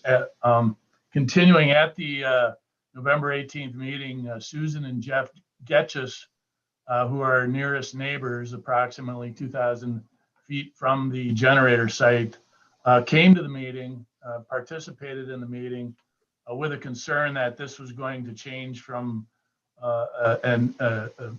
kind of a once in a occasional period generator use into a round the clock use. And that was dispelled by Mr. Tweest by the fact that this is a diesel generator operation, meaning that there is a finite amount of fuel that can be used for the process. And with that information, Susan and Jeff did relax their objection to the proposed amendment. So from that, the Planning Commission discussion basically focused on this as being a viable need for the citizens of Cook County. And accordingly, they voted unanimously to forward it to the Board of Commissioners. If you'll note in the packet, the draft resolution does have the 2 amended conditions that are part of your pending vote here. And I'd just like to review those. Number 3 is the operating status of the generator shall change from emergency use only to emergency use or economic dispatch. And number 4 is the electrical delivery to Cook County shall not be compromised by generator delivery to other areas of the MISO network. So those are the agreed upon conditions from both GRE and AEC, as well as the Planning Commission. And that is ultimately the vote that we're asking you to approve with this amended resolution. Okay, thank you for the additional information, Bill. So any questions of Bill on that added information from the, then we'll open it up for a motion to approve this. So moved, Commissioner Dukirk. Commissioner Dukirk, move. Support? Starley, support. Thank you, Commissioner Starley. Roll call vote. Commissioner Starley, Aye. Commissioner Mills, Aye. Commissioner Dukirk, Aye. Commissioner Bersheim's aye, passes unanimously. Thank you, Bill. Thank you. Thanks to the Planning Commission as well, and for the others joining us this morning, Mark and John. The next item under Land Services is donation of property and approving access easement. And Bill, are you going to take that one too? Mr. Chair, I'll take that one. This Okay, is Tim Nelson. Tim. Okay. Yes. All right. Thank you, Mr. Chair, and good morning, Mr. Chair and Commissioners. This is actually kind of a few different parts to this. There's a few moving parts that what I'm going to do is go ahead and tee it up. You have a proposal that had been submitted by Mr. Schief regarding a parcel that he owns just to the northeast of Grand Marais that's pretty much adjacent to where our Sawtooth Bluffs Park planning area is. And I'll go ahead and tee it up, but we do have also Mr. Schief here and the county attorney and county assessor and representation from the Minnesota Land Trust to kind of fill in the blanks as we go on this. And this is a parcel it's been in the works for quite some time. It's a landlocked parcel that Mr. Schief owns that he's been attempting for years to try and find some type of use out of this particular property or some access out of it. He had worked in years past with the previous administrators and also Lisa Kerr as the land commissioner / parks director to try and even have the county purchase the property outright by virtue of a grant that had been applied to the DNR. That grant had not been successful, so that transaction did not happen. And so through a lot of thought, Mr. Schief put together kind of a stepped proposal. As you see, it's basically in 3 parts. He would go ahead and donate the property to the county, but he's looking for easement access to that parcel from the county, and also would establish a conservation easement through the Minnesota Land Trust for use in that, which would pretty much render that parcel to be used in harmony with the Sawtooth Bluff plan that is been adopted. This proposal had been taken to the Parks and Trails Commission and had been discussed at a couple of the meetings. And the Parks and Trails Commission, from their perspective and aspect of including that as that parcel is actually mentioned in that Sawtooth Bluffs plan as potential future acquisition, The Parks and Trails Commission did recommend in favor of pursuing this transaction and donation for this. And so Mr. Sheaf has been working with the Minnesota Lands Trust to be able to get a conservation easement established, and also with the county attorney and the county assessor. And I guess at this point, with your permission, we can have Mr. Sheaf fill in any of the blanks that I'd missed from his proposal. Okay, well, Mr. Sheaf, would you like to comment at this time?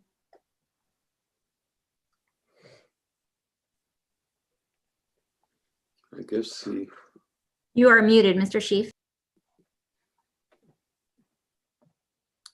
Okay, can you hear me now? Yes. Can you see me? Yes, John, welcome. Do you kind of know who I am? Jenny, you were board chair at a subordinate service district hearing a year and a half ago. I spoke at that. Heidi, you were at the commissioner meeting back in 2013 when this matter was last presented to the board. Myron, I've seen you around the Y, and you were on, I think, one of the Parks and Trails calls also. And I know David was on one of the calls where I think the vote was taken to approve this. So I'm very glad that this is being presented in a spirit of cooperation. This is something that I've really tried to strive for in going forward on this. The cartway provision has always been out there. That's in essence, a lawsuit that would have to be brought against the county.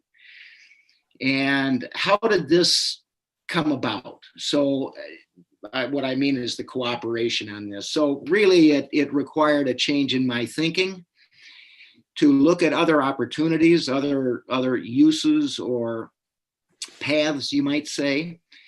And one of those was doing an exchange. And I spent a fair amount of time, probably a couple of years, and even involving a surveyor looking at property in Cook County that might be suitable.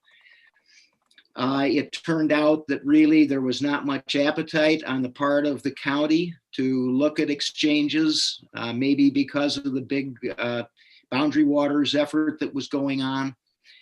But out of that came another proposal, and this came from Betty Schultz, to look at a Lessard Sams kind of option. And from that, it went to Lisa Kerr.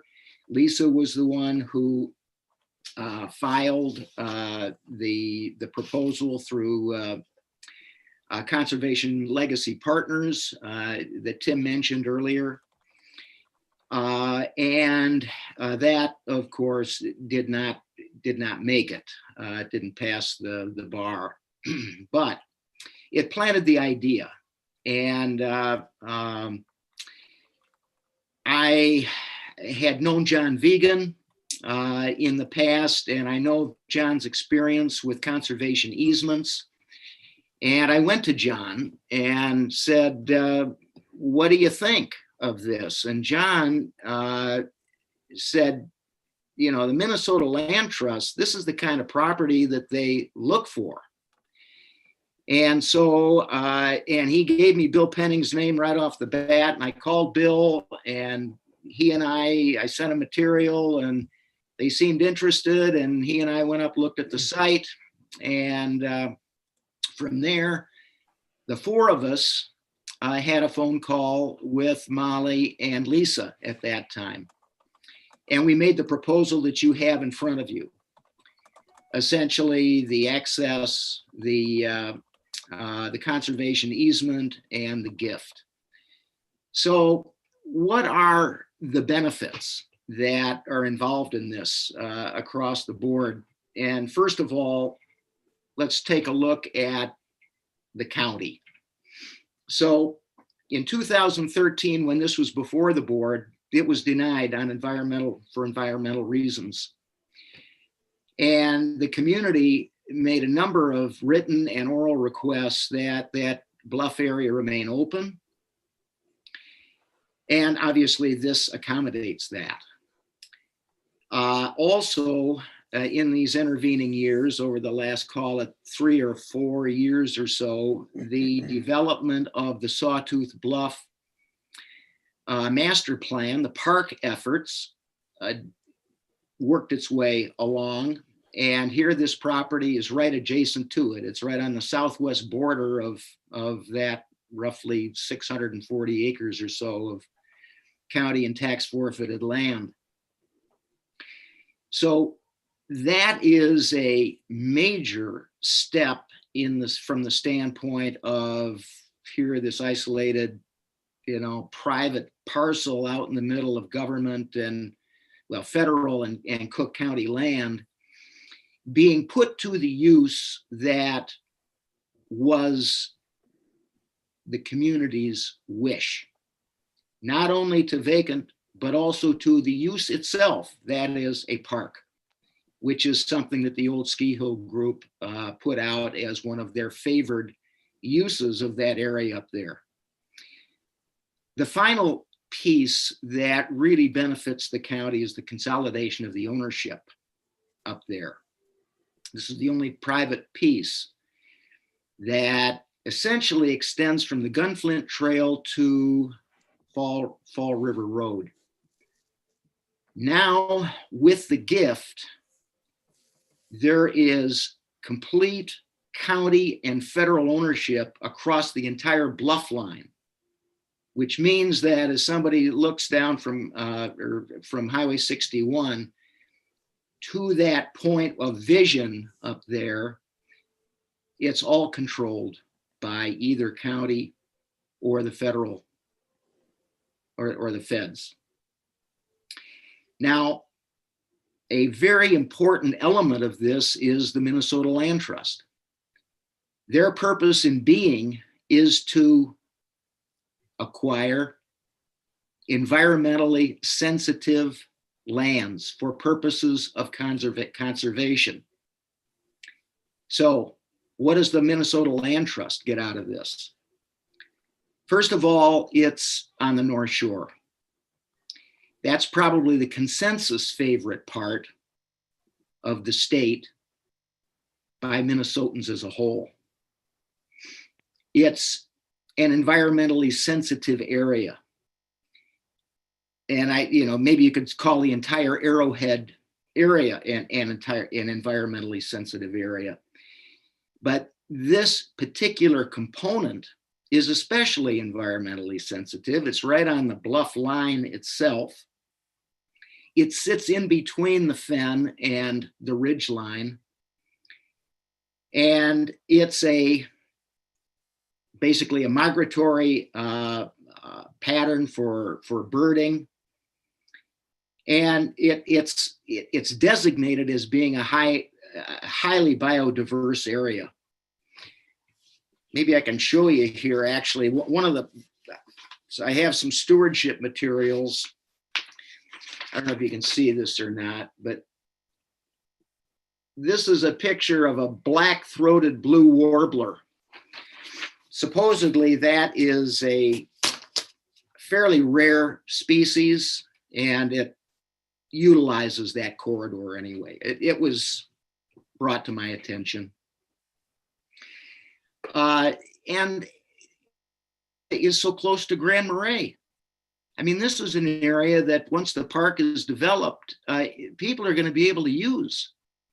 So, the Minnesota Land Trust, I think, they have all kinds of opportunities to utilize their funding.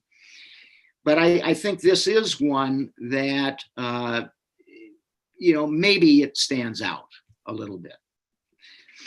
Now, how about myself? So, by the access that is granted with this plan, I have the rights of full ownership granted to that parcel, granted to me as owner to that parcel.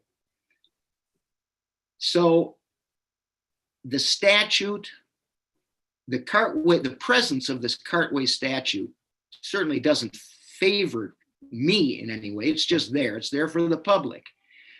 And essentially the intention of that cartway provision is for situations like this. People that the growth of a community winds up with landlocked parcels.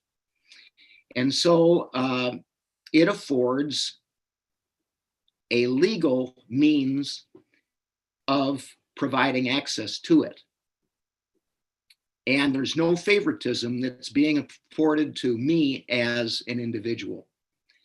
The second thing to say about the cartway statute and essentially that right of access is that it is the right itself to the access that's important. It's not the use of it. So I didn't go to Molly and Lisa and say, you know, hey, I'm going to put a road in there. I said I wanted access to it. And my intention is not to do that.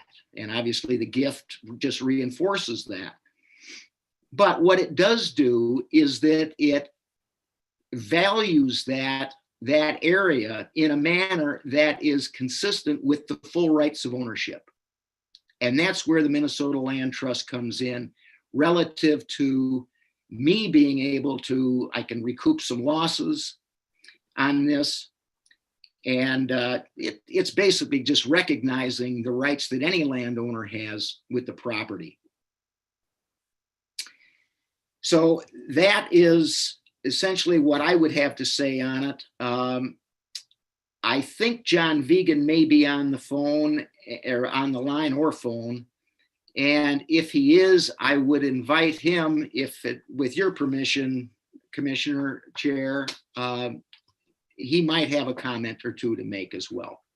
Okay, well, let's go to John. Is John available to comment or willing to comment? I am now unmuted. I'm not sure. Okay, thank you. Okay. This program with the Land Trust is fairly common across northern Minnesota, and we have used it as a private consultant. I've used it on many occasions, and it affords a property owner an opportunity to recoup some of their asset value out of a piece of property, but more importantly, it does provide a preservation of land. And with my familiarity with Grand Marais area, very clearly this has been a topical issue, the bluff line up there, and as it is all along the Highway 61 corridor. And it would seem that this process of John donating or at least conserving his land through the Minnesota Land Trust, recouping some dollars from that, and then subsequently donating the land to the county, would fill in that square hole that's there now, and it would allow the county to have greater use in the future to build out their plan as to whatever that might ultimately be up in that area. And it would benefit not only the habitat, it would benefit the public overall. And so unless there's some other questions that come up during discussion, I guess that would be a comment that I would make at this point in time. Okay. Tim, would you like to continue, or should we open it up for questions or comments at this time for John and John?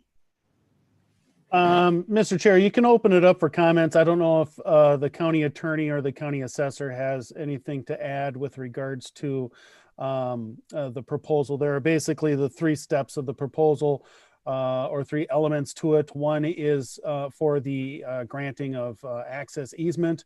The other is for the conservation easement through the Minnesota Land Trust, to that aspect of it.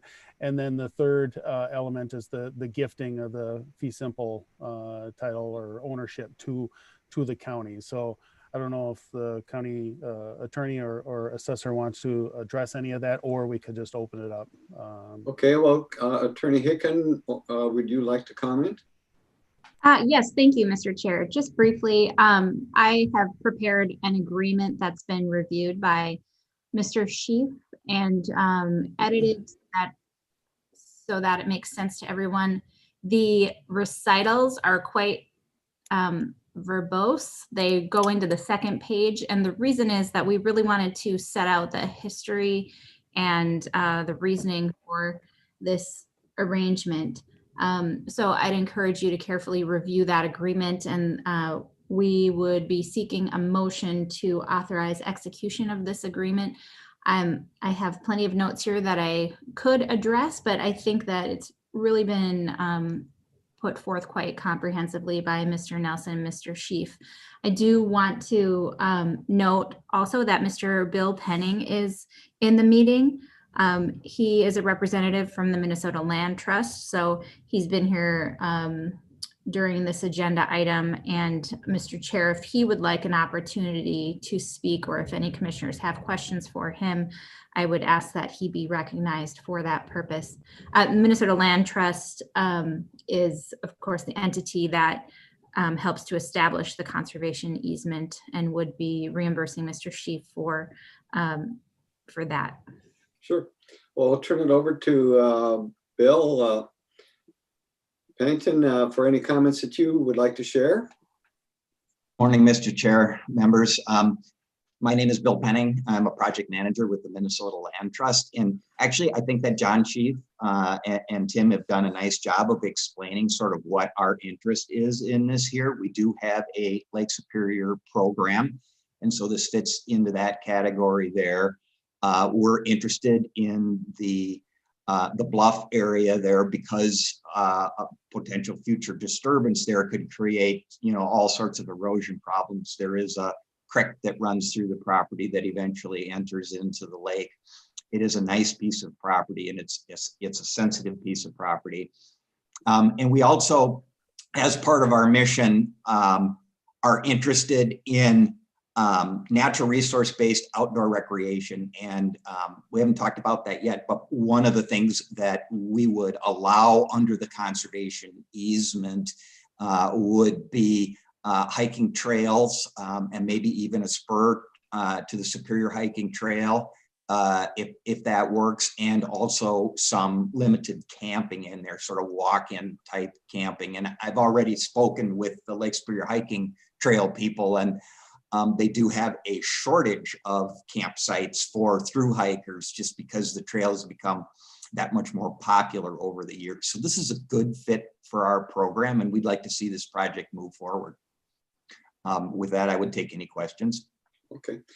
And I will take the liberty here to add a little information. I think, I'm sure Tim Nelson, you're aware of, the Sawtooth Bluffs project that I was a commissioner on. And so I think for Bill Penning's comments, I would like to follow up that we had discussion about this property in the Sawtooth Bluffs planning process. And of course, that through us ARDC. And we did develop some plans, but we're sort of on a stall right now with that. But just to reinforce your comments there, yes, this would be very valuable for public use as a park. And we discussed it would be nice to have a trail to that area, a walking area. And also there was discussion about that, being reconnection, having some different little connection to the Superior Hiking Trail. So yes, it would have a lot of value for the public, not for conservation issues, but also environmental issues. And it's a unique piece of property, that whole area up there with the fin and having that bluff line. So Tim, if you want to continue with that, I'll turn it over to you. I see your finger up. So. Yes, Mr. Chair, thank you. And I just wanted to kind of reiterate that this did go through, and we are kind of focused on the benefit to the public with regards to the recreation connectivity that we have with the Sawtooth Bluff plants that's already established there. But I did also want to emphasize that from a land services standpoint, it's already difficult enough, as everybody knows, to develop land around the county. And this particular parcel would be actually pretty difficult in and of itself to go ahead and develop. So we believe from a land services standpoint that there is a public benefit to not put that parcel into any kind of other type of development pressure up in the location that it's at. So we feel that is a benefit as well. And so at this point, I guess we can just turn it over for the commissioners for any questions. Yes, John, you would like to comment? Just one additional comment, Mr. Chairman. Thank you. I would just say that the motivation for the gift itself, per se, is to consolidate the ownership of that of the property. You know, I could die. My wife and my son, for example, they wouldn't cause any problem to the county, but this property can still be sold. I mean, if it weren't gifted, you don't still a fee simple ownership to it. But by giving it to the county, now that is done with. There is no chance of any other party stepping into the picture between the Minnesota Land Trust or the park system or anything that might create an issue. So it's all said and done with this transaction. Okay. Any other comments from the presenters? Then we'll open it up for the commissioners to ask questions if there's none. Okay, so any commissioners want to comment, express concerns, or have any questions? Let me know. Chairman Bersheim? Yes, Commissioner. Yes, to John Chief, thank you for your thoughtfulness in this.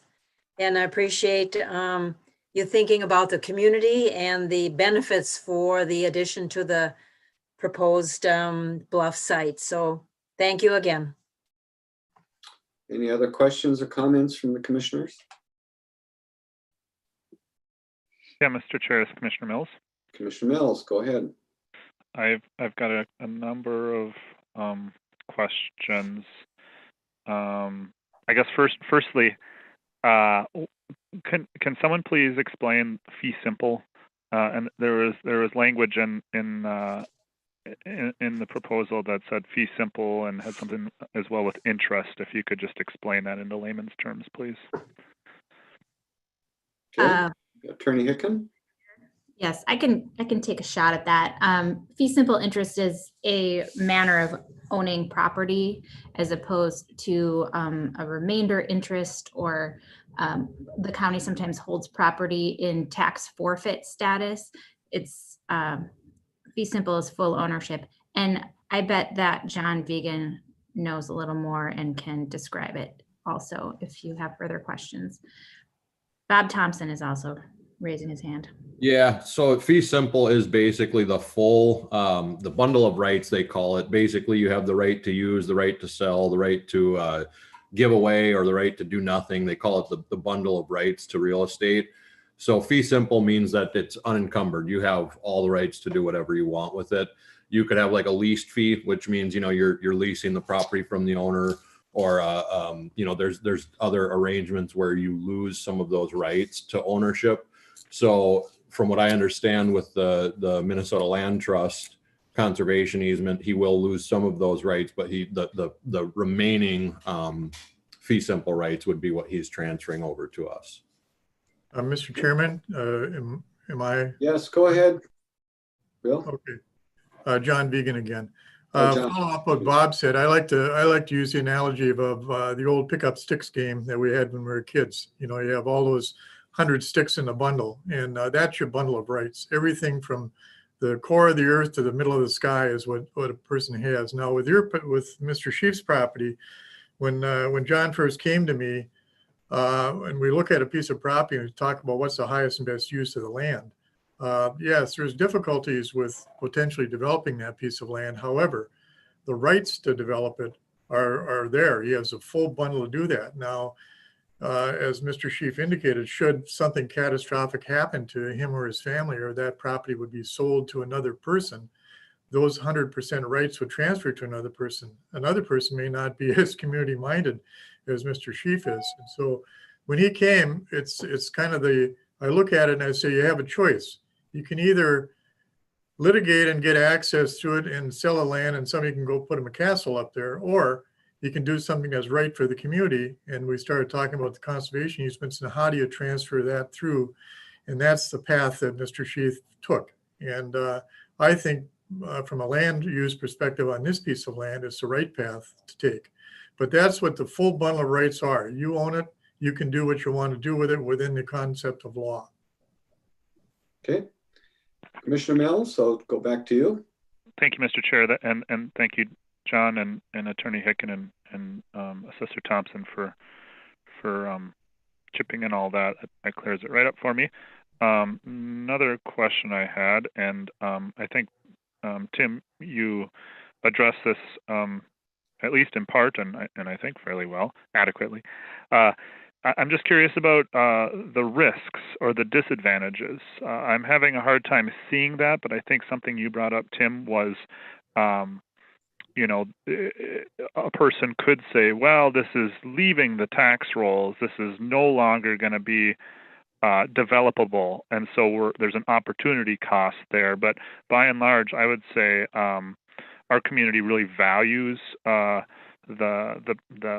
nature of the land being undeveloped, but I just wanted to make sure that we're looking at risks or opportunity costs. Are there other things we're not seeing here that we should be aware of? And if Mr. Chair and Commissioner Mills, if that's directed towards me, that has been a part of the discussion. There was some of that discussion, and that's, you know, kind of primarily it, or at least some feedback that I've gotten is, you know, it's out of just a kind of a standard philosophy. It's not really great to take property out of tax rolls or to lessen the value for that particular sake, but in comparison to the benefit that is derived from the lack of development, the lack of pressure up on that environmentally sensitive parcel and in that area, and in the expansion of recreational use capabilities there, that seems to clearly more than adequately compensate for any loss of that particular type of value. And yeah, we really didn't point out or identify any other adverse aspects to this particular transaction. Okay. Commissioner Mills? Thank you. Yeah, thank you, Mr. Chair, and thank you, Tim. That's just what I was looking for, and yeah, it seems like a great benefit, but just wanted to try to find any disadvantages or any risks in that. I have, I think, just one last question, and I think it'll be for Mr. Penning. You talked about allowable uses with the conservation land being hiking and camping, and as Chairman Bersheim pointed out, the Sawtooth Bluff Master Plan is has gone through different phases of development or planning rather, and there's nothing real solid, but there are a number of different outdoor recreational groups that are interested in the plan and the whole project beyond hikers and campers. Are there other uses, outdoor recreation uses potentially available, or is the conservation limiting it to just the hiking and the camping? Yeah, that's a good question. So in your packet, there's what we call the draft term sheet is in there, and it lists off, it's just sort of bullet points about what would and would not be allowed. It focuses more on the not be allowed. So we're taking out the right to build a house, the right to mine it, those sorts of things. Because of the source of funding that we're using, any sort of motorized use is very difficult for us there, if not impossible. We have some flexibility if the county has some other ideas on what they'd like to see in there.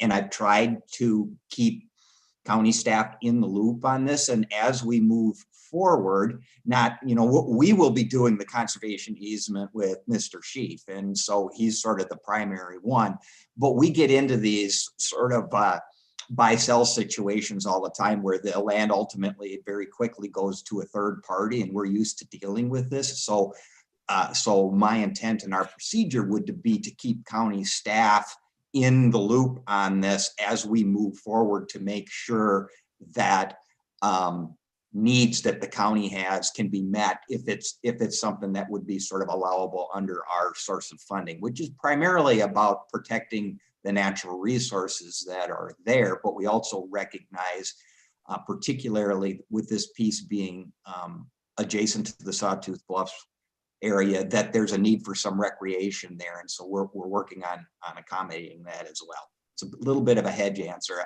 I understand, but sort of short of motorized use, we're fairly flexible. Okay. Any other questions, comments? Mr. Chair. Go ahead. Thank you. And thank you, Mr. Penning, for answering that. That helps. And yeah, looking through that, it doesn't explicitly spell out what we can use, but it does lay out what we can't do, and that helps just give a little bit more comprehensive view of it. And lastly, I just wanted to sincerely thank Mr. Schief for this offer, and I think it's of great benefit for our community. And you know, just going through all the ins and outs, I think it's a great opportunity that we should take advantage of. Thank you very much, Mr. Schief. Okay. Thank you, Commissioner Mills. Any other comments, questions from commissioners? Okay. Then I'll entertain a motion to accept the donation from John Schief regarding a parcel located adjacent to the Sawtooth Bluff Regional Park area in conjunction with Minnesota Land Trust Conservation Easement and approving an access easement to the property, which is currently landlocked. So moved, Commissioner Dukirk. Commissioner Dukirk, thank you. Support? Mr. Chair. I'm sorry, I didn't who? Mr. Chair, Molly Hicken. Yes. Just requesting an amendment to your motion to include authorizing execution of the attached agreement. Oh, okay. I will support that. Okay, good. All right, thank you for clarification on that. Second support. Second support with that change and amendment. Okay, we'll do a roll call vote. Commissioner Dukirk? Aye. Commissioner Mills? Aye. Commissioner Storley? Aye. Commissioner Bersham, aye. Passes unanimously. John, I noticed you had a comment or a question, and No, thank you, it so may much be for this. But the Exhibit A on the map it can be corrected easily. There's directly to the east of the Schief property is where a boundary for the county property really should be indicated. The parcel identification numbers are properly identified in the resolution, but the map itself, if that gets attached, the county boundary is not accurate. I know that there was the intention to correct it. It was pointed out, but it just didn't get done. Okay, Attorney We Hicken. do have I'm sorry, Mr. Chair, Molly Hicken. We have an amended Exhibit A prepared. It just looks like it didn't make it into the board packet, but it does reflect that change that Mr. Schief recommended. Okay, so procedurally, would you like another motion to make that change, or is it that something you can work out? I don't think we need that. Okay. Now that it's noted on the Mr. record. Chair, if I could just point out on that map, it does indicate that that is county property. It just doesn't have the border around it. The colors, the shade of colors does indicate the ownership of the properties on the legend down at the bottom. Okay. Well, hopefully if there's any kind of disagreement there, you can work it out and bring it back to us if it's needed. Otherwise, then yes, it passed unanimously and we'll go ahead with that. Thanks again, John and Bill, for joining us. And then we'll go on to Regional Solid Waste Management Plan process. Tim? Okay, thank you, Mr. Chair. And what I can do is I do have a little brief PowerPoint that I can walk through with this, and it provides a bit of an update and an educational component as to where we are with regards to solid waste planning and working within our region and what our region is and everything like that. If it's okay to do that. That's up to you. It's your presentation. Okay, well, that just means I gotta figure out how to screen share here.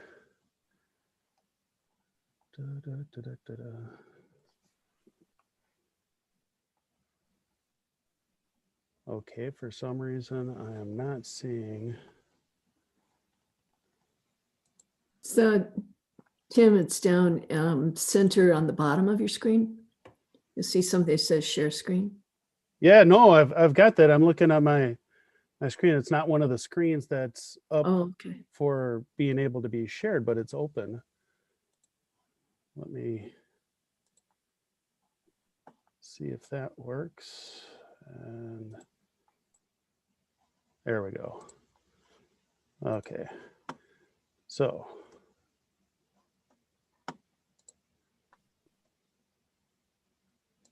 and okay, can everybody see that? Yes. All right. So this is really a region that we belong to. We belong to informally and a little bit formally. And I'll get into that in a little bit here. So this is the 7-county upper region. That picture on the left is the Western Lakes Superior Sanitary District building, where all of our waste goes to, and the vast majority of the household garbage in this region also goes to. Here's the 7 counties that we have. I mean, it's a pretty large region. We extend from Cook all the way up to Cooch, to Aiken, Carlton, Itasca, and it also includes the district being WLSSD, Western Lake Superior Sanitary District. Those lines there down in that center part where the district is identified, that is a formalized agreement. So though all of our waste goes to that, we are not actually formally a part of WLSSD, the district. We have a joint powers agreement with them with regards to household hazardous waste and other types of waste, but when our haulers, we have 2 haulers in the county, take our waste down to WLSSD to transfer it out, we pay out of district fees for that. So though all of our garbage goes there, we are not officially or formally a part of what the district is. There are 2 organizations that are basically the same ones. One is the Northeast Minnesota Waste Advisory Council. That's been we've been a part of that for many, many decades. And then the technical group for that is the Solid Waste Officers of the Northeast region. And basically what we've done for decades is worked informally and collaboratively on all sorts of types of issues, from waste reductions to recycling type initiatives to working with problem materials and things like that. So those 2 entities are belong to, and there's a commissioner and an alternate that does belong to or participates in the NUAC as it's called group. Haven't met for a while just because of the COVID thing, but we do anticipate getting some meetings going again starting this next year. Many years ago, back in 1996, we did attempt to do a regional plan together. And this is, every county is required to do a region or a county individualized solid waste management plan. And that basically just identifies where all of the waste is going, and not just garbage, household garbage, but all of the different things. In 1996, we attempted to do it. ARDC got involved and we did a regional project, but that plan, that regional plan aspect to it kind of fell through, just because each of the independent counties had their own systems, and there were in different stages in terms of where their individualized plans were. At that point, we had our regular landfill up the Gunflint Trail where our household waste was going. So in certain aspects, it didn't make sense for us to be a part of a regional plan at that point. This is an interesting slide. This is where actually all of the waste in Minnesota goes. This is the waste flow. So all of the garbage that's produced, it goes. And interestingly enough, if you look at the yellow stars that kind of circle the state, a lot of Minnesota's waste actually goes out of state to the surrounding states, to North Dakota, South Dakota, Iowa, and Wisconsin. All of our waste generated, the household garbage, actually does go through Duluth, through the Western Lake Superior Sanitary District, and then into the Superior landfill in Wisconsin. So our waste actually does transfer all the way down to Wisconsin, which is a little better. It used to go down into central Wisconsin to Sorona many years ago as well. So, and that was immediately after we had our own landfill just over the hill up the Gunflint Trail. The way that our region is identified here is we have waste going, as I identified before. We got our waste and Lake County's waste, and most of St. Louis County and the districts goes to the Superior landfill.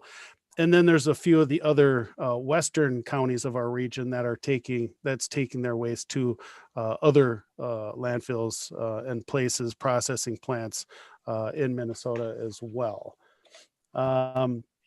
So our first plan was adopted in 1992.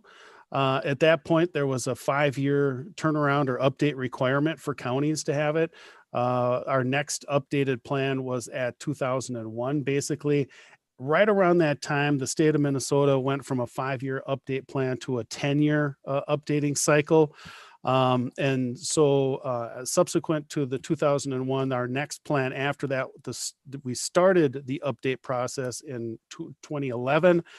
And it was finally updated or adopted in early 2014. And we actually incurred a cost of $22,300 for consulting fees to update that plan, which is a bit of a spendy venture, I would say, for the amount of waste that we actually have.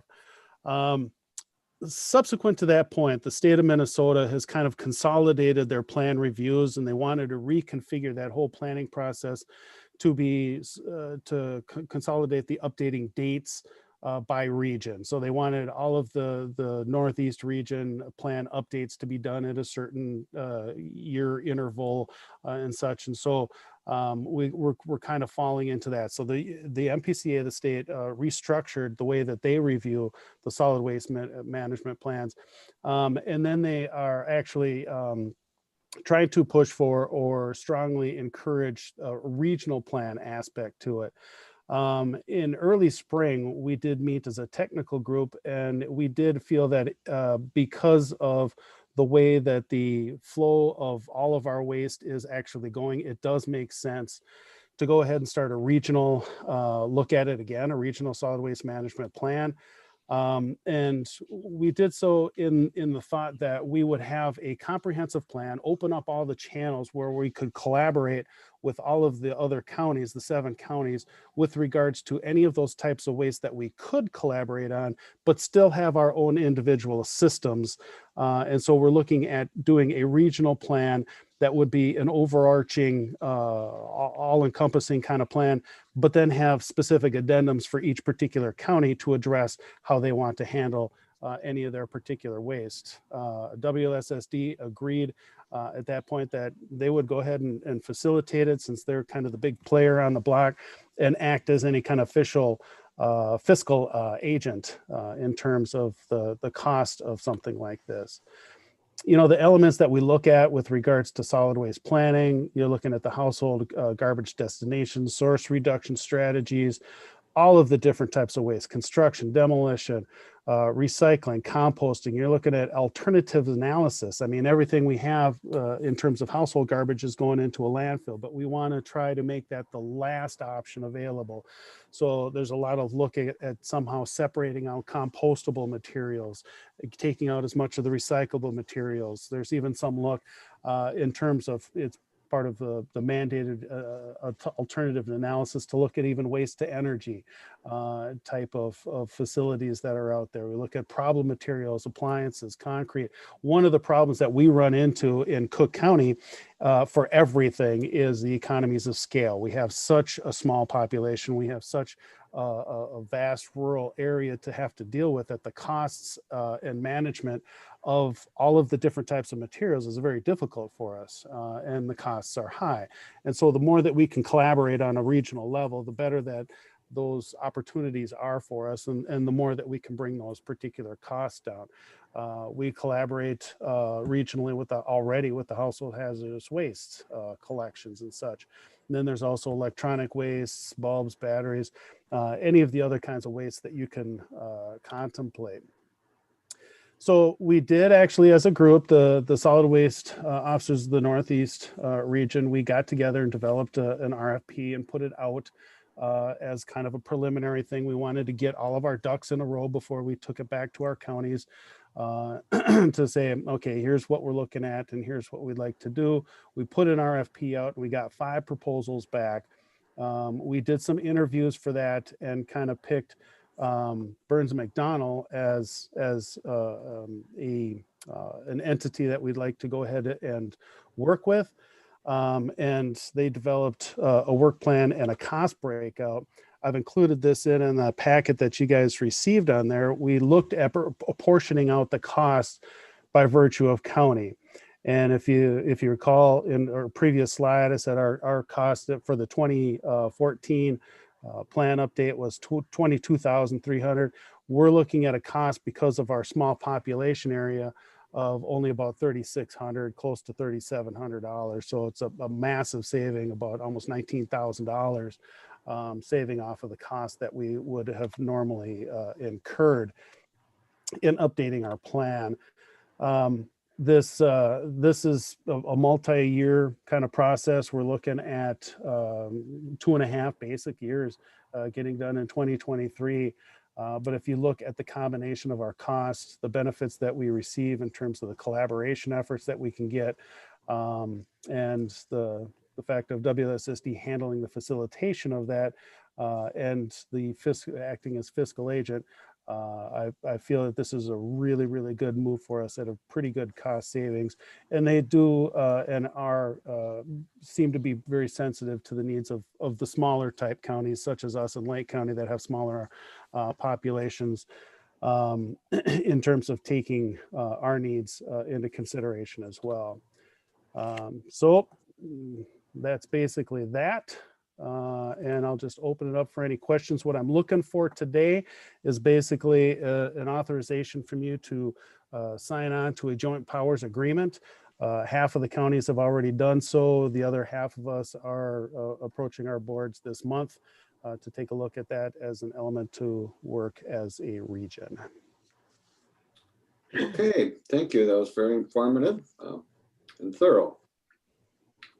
Any questions or comments from commissioners? Chairman Bershheim? Yes, Commissioner Starley. Tim, were you at AMC yesterday? Yes, I was. I did listen to that. Okay. Yes. Okay, so just for a public notification here, under the Environment and Natural Resources, there is a legislative waste committee, and AMC is backing this in terms of supporting the establishment of a bipartisan, bicameral committee to address solid waste issues. So like you say, it is an issue all over the state. So AMC is behind you. Okay, thank you, Commissioner Starley. Any other questions, comments? Mr. Chair, this is Commissioner Mills. Yes, Commissioner Mills. Thank you, Mr. Chair. Thank you, Tim, for the presentation. One of the things that I'd like to work towards is making our county a lot more sustainable and being able to manage things ourselves. I do see great benefits in collaborating, especially within our region. By joining this collaboration, are we going to be tying our hands at all, or is it more holding hands with the other counties? Mr. Chair and Commissioner Mills, that's actually an excellent point. And I would say that the main reason why we ended up closing our own facility, we did have our own actually award-winning Subtitle D landfill located north up the Gunflint Trail there. The reason why that closed was because it was deemed that we could not get in, and because of interstate commerce, we could not control where the destination of our waste was. So we can't tell our waste haulers where they can transfer or transport the waste to. So interestingly enough, it ended up being much more cost efficient for our haulers to take our waste and haul it all the way down, not only just to Duluth, but to central Wisconsin to dispose of the waste there than it was to pay the very, very exorbitant high tipping fees that we had at our facility here. And the reason why our fees were so expensive up here is because, again, of the economies of scale. We could not generate enough waste to go to that facility to keep the cost down. It is a lined facility. It is, you know, all of the leachate is collected and transported. I mean, it was a very state-of-the-art facility, which is one of the reasons why we could not afford to keep that facility open. This relationship that we would have with this joint powers agreement is only for the planning portion of it. We don't have any contracts with WLSSD, though all of our garbage waste goes to WLSSD at this point. That is the decision of the private sector waste haulers. We would be looking at, and that's why I'm really in favor of this particular approach, is that we get to look at it as a region, open up the collaborations that we can, and we can, it's almost like a cafeteria plan. We can pick and choose. We can work with Lake County on a couple particular issues if we want to, if the waste flow and everything looks favorable to both of us, but we're not bound to, and we're not bound to the agreement to be forced into any of this stuff. We do have our own kind of addendum and our own identity within the plan to be able to dictate what we do. And yes, I agree, we should manage as much as we can locally, as much as we can. And in that particular vein, we're looking at, you know, the type of composting, food waste or other types of composting waste to reduce the amount of those types of waste that don't have to be transported down to the Duluth to be taken care of, that we can get a facility to be able to manage that up here. Okay. Yeah. Any other questions, comments? Yeah, Mr. Chair. And Tim, thank you for that explanation. That helps a lot. And this is kind of in jest, but the second to the last slide, it had a timeline on there, and there sure were a lot of in-person meetings. Do you think that's practical? It's not that. Actually, that timeline was developed and presented earlier in the spring to summer of this year. And so, yeah, we all things will have to be adjusted. And I imagine that we'll have these same types of meetings that we're having today with this scenario moving forward on there. Thank you. Okay, any other questions, comments?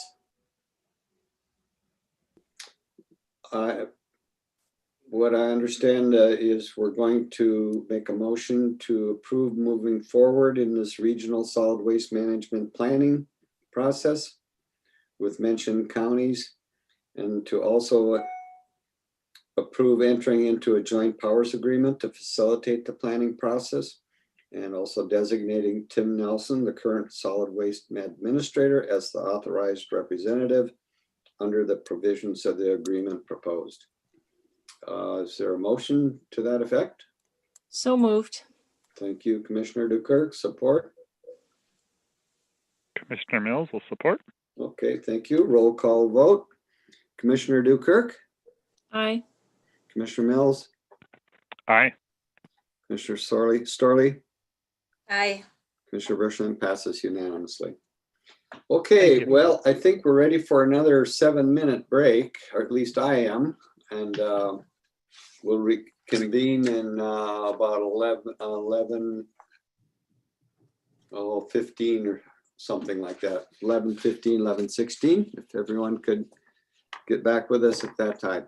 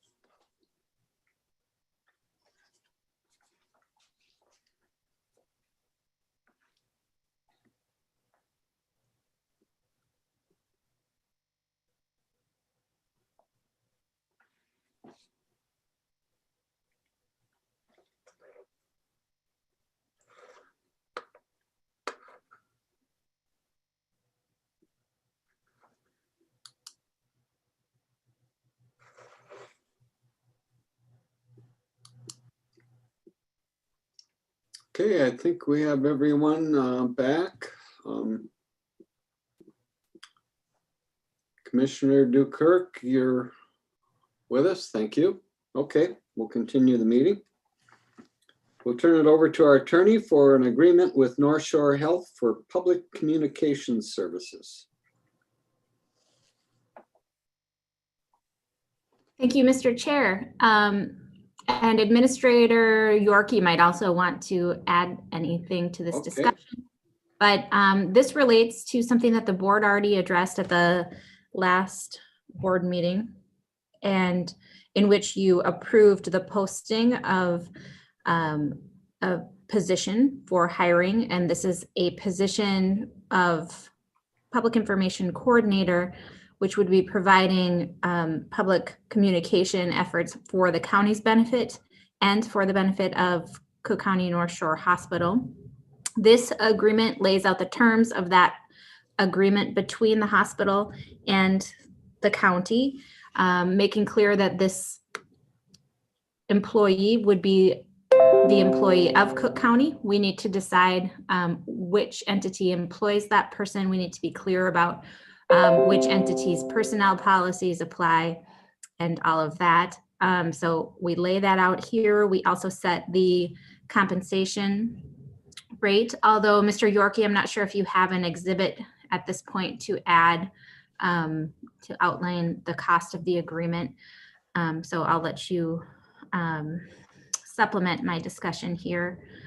But essentially, we've done our best here to limit risks to the county and to make sure that all of the details of this relationship are laid out in the agreement. We consulted with MCIT and tweaked the agreement further last week. And as I understand it, Kimber from the hospital is in agreement with this draft that's been provided. We would be seeking a motion to authorize execution of this agreement. Thank you. Okay, Administrator Yorkie, would you like to offer any other additional information? Yeah, I'd just like to thank Molly for her work on this. I'm excited that we're moving forward. And as she mentioned, she and I had a conversation last week with Kimber Ralsted at the hospital, and Kimber's on board with this. There's going to have to be close coordination between myself and Kimber as the supervisors of the position to make sure that if there are any issues on their end, make sure that those are addressed through our personnel policies. So again, just really excited to be moving forward with this. And I think that this is something that's going to benefit both of our organizations. So I think for the benefit of the public, my understanding is that this person would report to you as county administrator as sort of the line and staff supervision. And then you would in turn communicate with the hospital. So that is correct. Public has noted. So thank you. Okay, any questions or comments? Mr. Chair, this is yes, Commissioner Mills. Thank you, Mr. Chair. In the agreement, it says duration of agreement. This is number 5A, and it's for 1 year with the option to renew the agreement for 2 one-year periods. So that's a total of 3 years, if I'm reading that right, correct? That is correct. Thank you. Okay, any other questions or comments? Then I entertain a motion to go into this agreement with North Shore Health. It's Molly Hicken. Oh, go ahead. So if we don't know the amount of compensation from the hospital for this arrangement, I would guess that the board wants to just leave that in the discretion of the county administrator to negotiate. You may wish to put some limit on it or some threshold. Okay, I believe in your proposal, just to help me understand. Mr. Chair, if I could. That the hospital approved an arrangement at an estimated cost of $27,800. That's correct. That's so I would assume. So the position is classified as a 150, and with the salary plus benefits, the total would come to right around $30,000. Okay. All right. So that could be the intent of the motion, I think. Someone's like to so move. So moved, Commissioner Dukirk. Okay, and support? Commissioner Mills will support. Okay, thank you. Roll call vote. Commissioner Storley, Aye. Commissioner Mills, Aye. Commissioner Dukirk, Aye. Commissioner Bershheim, aye. Passes unanimously. Thank you. We'll go on to the county auditor. Item is county commissioner salary and schedule of per diem payments. And excuse me, I just need to go to my computer and call this up. Auditor Powers, would you like to make some comments? And then I would like to follow that up with some comments as well. And Commissioner Dukirk, you may want to too, because this item, as well as Rena Rogers, it was discussed in our Budget Advisory Committee. Yes, Mr. Chair. Thank you. Yeah, this comes up because Minnesota statute requires that the salary and schedule of per diem payments not be effective until January of the following year after any change is made. So, and it has to be done by resolution, and the resolution needs to contain a statement of the new salary on an annual basis. So what I've put in here is an assumption that there'll be no changes, just so that you can see on the resolution here, that you can see the current salaries and the current per diem rate. So if you choose to make any changes to that, then you'll see what is there. It's not specifically required that you approve by resolution if you're not making a change, but our state auditors recommend that we do this proactively so that each year, so that's a choice that the board would make to follow that. They recommend that you do this whether you make a change or not, just a clarity to the public. Okay. I know that this was discussed in the Budget Advisory Committee, and their recommendation was to create some kind of committee to take a look at this whole area. And that's basically only the recommendation. We as the commissioners have the authority and by statute should do this. Commissioner Dukirk, is that what you recall? I just want to, or if there's anything else that you took away from that. You're the other representative on the Budget Advisory Committee. Yeah, it would be nice for a committee to form to look at this. You know, the perception from the public is we're just kind of winging it all the time, and it has been controversial. So any involvement of a committee and the public and having open discussion, which is virtually impossible during COVID, would be a good thing. And just a reminder that the per diems have not been changed in 8 years. The wages have been changed very slightly in my 2 terms in office. And because of COVID and where we're at and the inability to create new committees and have these very in-depth conversations, I'm comfortable with leaving it as it has been and where we're at.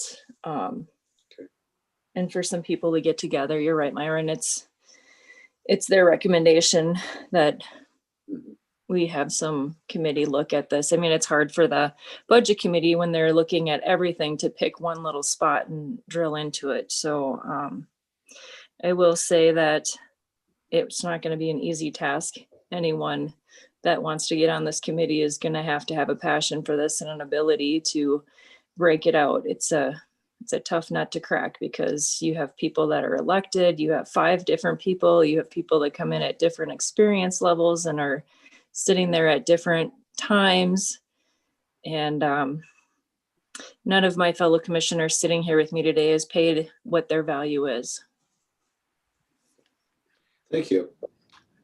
I would like to bring forward for discussion, if any commissioners would like to. I was in communication with Brady Powers, and the issue that I'm bringing forward at this time is the COLA. increases. We have some elected officials that do get COLA increases, and they get increases based on what's been awarded in that regard. So Auditor Powers, in pursuing this with you, I'd asked if there was any kind of policy in regards to department heads getting COLA raises, or the other elected officials, which would be the sheriff, county attorney, auditor, county administrator. They have been receiving COLA increases. So my question, and Brady, I did present to you earlier, is that we don't have a policy for that, but it has been a practice that they say they accept the same basic pay that is given to the unions. Could you please explain that a little bit more for us, Brady? And my question is, should we consider not making any changes, but take action to award to the commissioners the same that we do to other elected officials? Yeah, Brady, so would you like to try that? Yeah, Mr. Chair. So it hasn't been each and every year. There used to be a time when department heads would engage commissioners as a group in negotiations, not an organized group because it did not form an association. But even in that time, as I recall, they did generally accept the same basic. There are always individual considerations in each union for things other than a basic COLA. But as far as the COLA, generally they accepted the same COLA as the unions did. There was at least one exception, I recall, after the Great Recession, where the department heads came out in advance of the unions, and I should have looked it up, but I didn't. Took a much lower. They may even have taken I don't recall if we took a cut or a zero or something of that nature. But anyway, that's the only time I can recall that the department heads went out ahead of the unions in negotiating a raise, or in that case, not a raise. Okay, so seek a little more clarity, at least on my part. Whenever we've given COLA raises in our negotiations, then those have been awarded to other employees, department heads, or administrator, and these other elected officials. Yes, and others that do not belong to unions.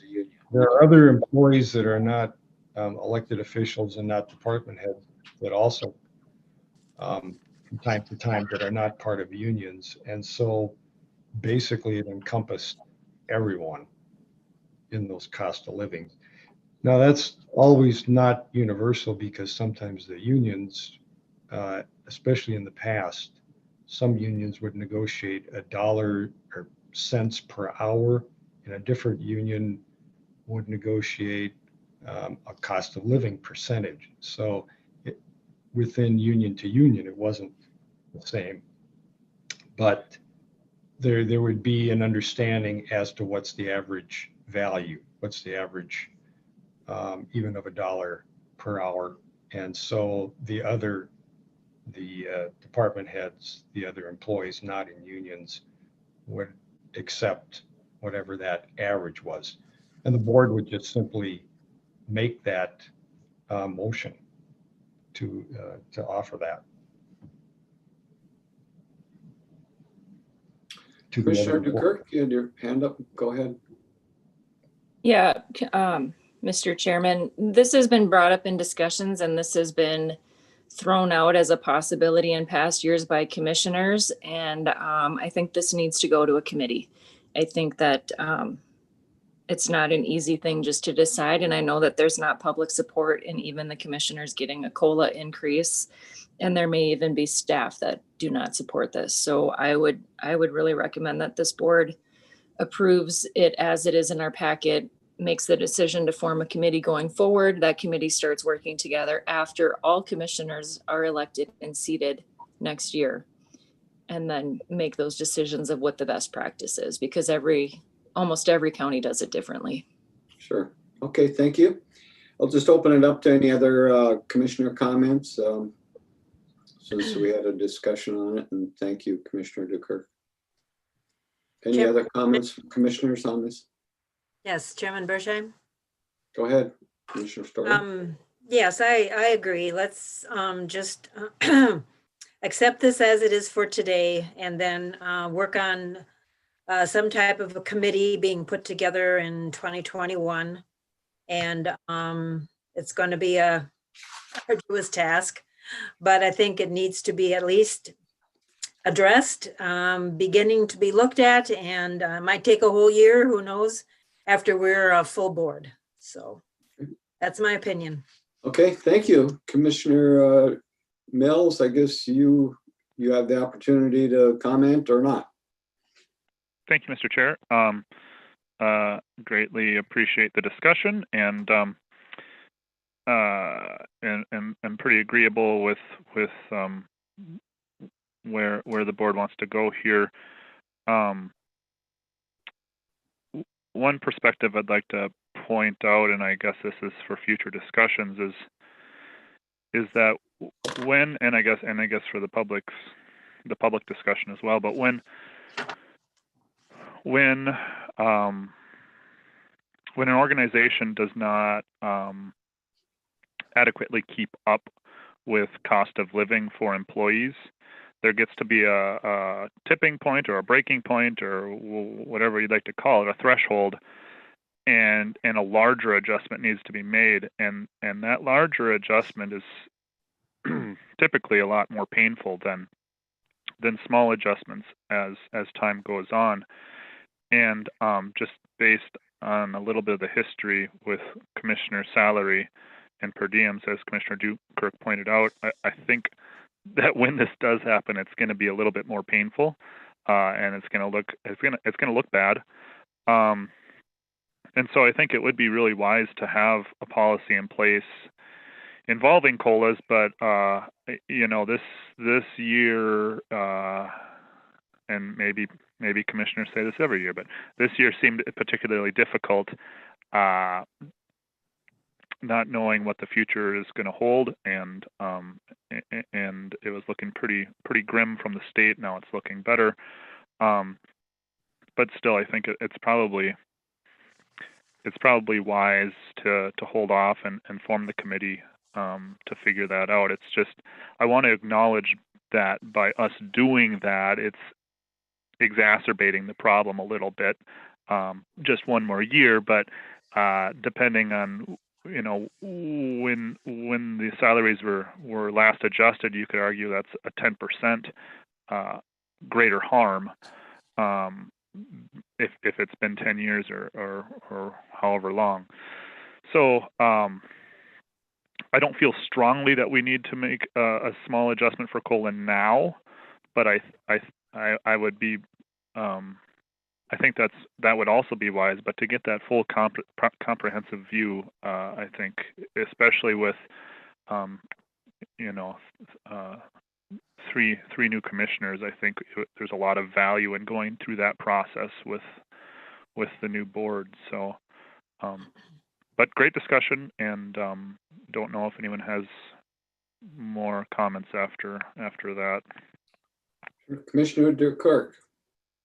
Yeah, and another point that not all of the commissioners have suffered through. When I was elected, commissioners paid $0 towards their health insurance. And so at this point, from the salary I made when I started, being that there's been no adjustments in wages, I now have taken on a over $4,000 a year cut in my income because of the changes. And I'm the one that pushed those changes. So I'm not complaining.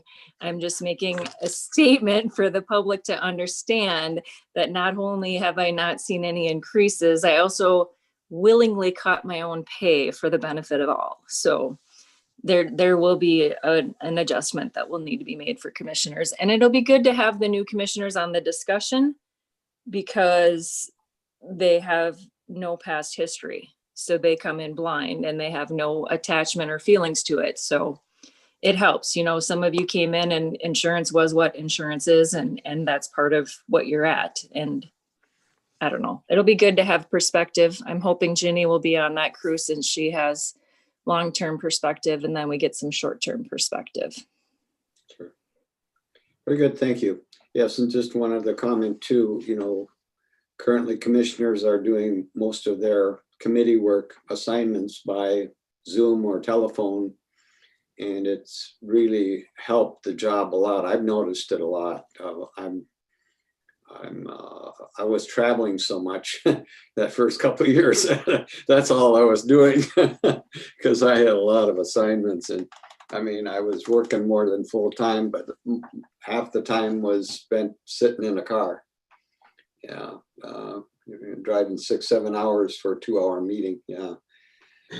So that's something that I'm sure is going to be a little different dynamic as well. Very good. Well, then I think I would entertain a motion from what I'm hearing from the people that we would stay as is going forward next year, unless someone else wants to offer a different motion. Mr. Chair, I just wanted to discuss a little bit more. Go ahead.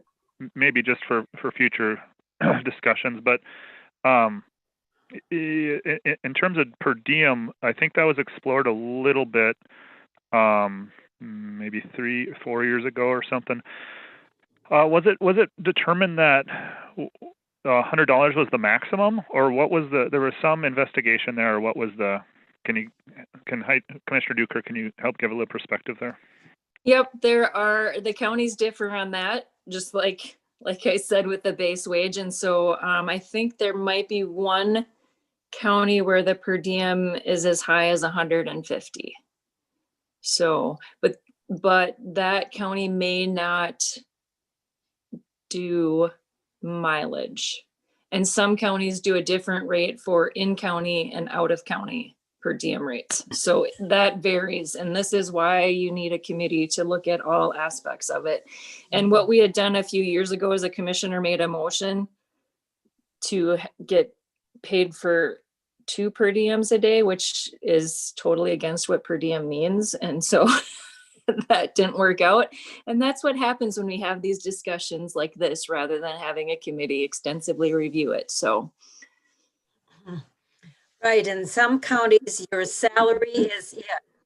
And then you decide how many meetings you want to attend, which you normally would get a per diem. And so that kind of tightens up your travel too, quite a bit. Yeah, and looking at wages, you've got wages from 10,000 a year to 100,000 a year. So good luck with that committee. Thanks. Okay, Well, any other comments? Yeah, Mr. Chair, the one other idea that I've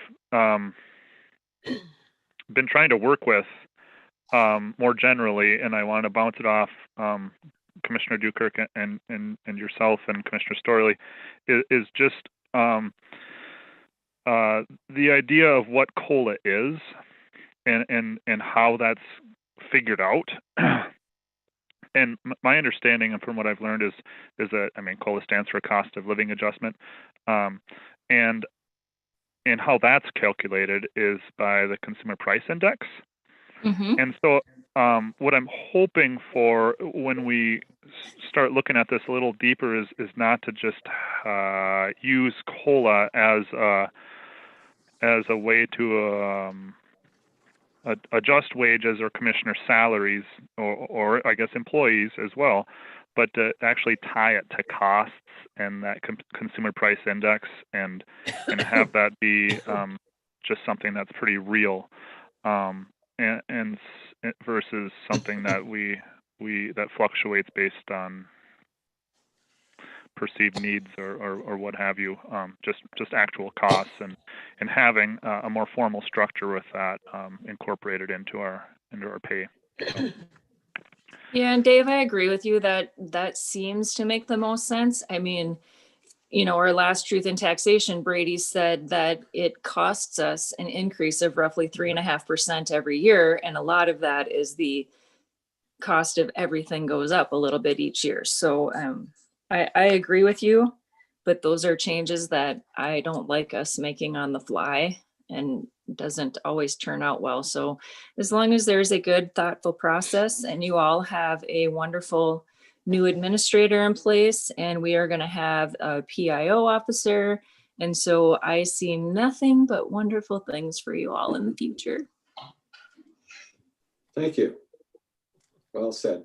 Okay, well, I will entertain a motion from a commissioner on the salary. So moved. Okay. Support that motion by Commissioner Dukirk. Do we have support? Storley, support. Thank you, Commissioner Storley, for support.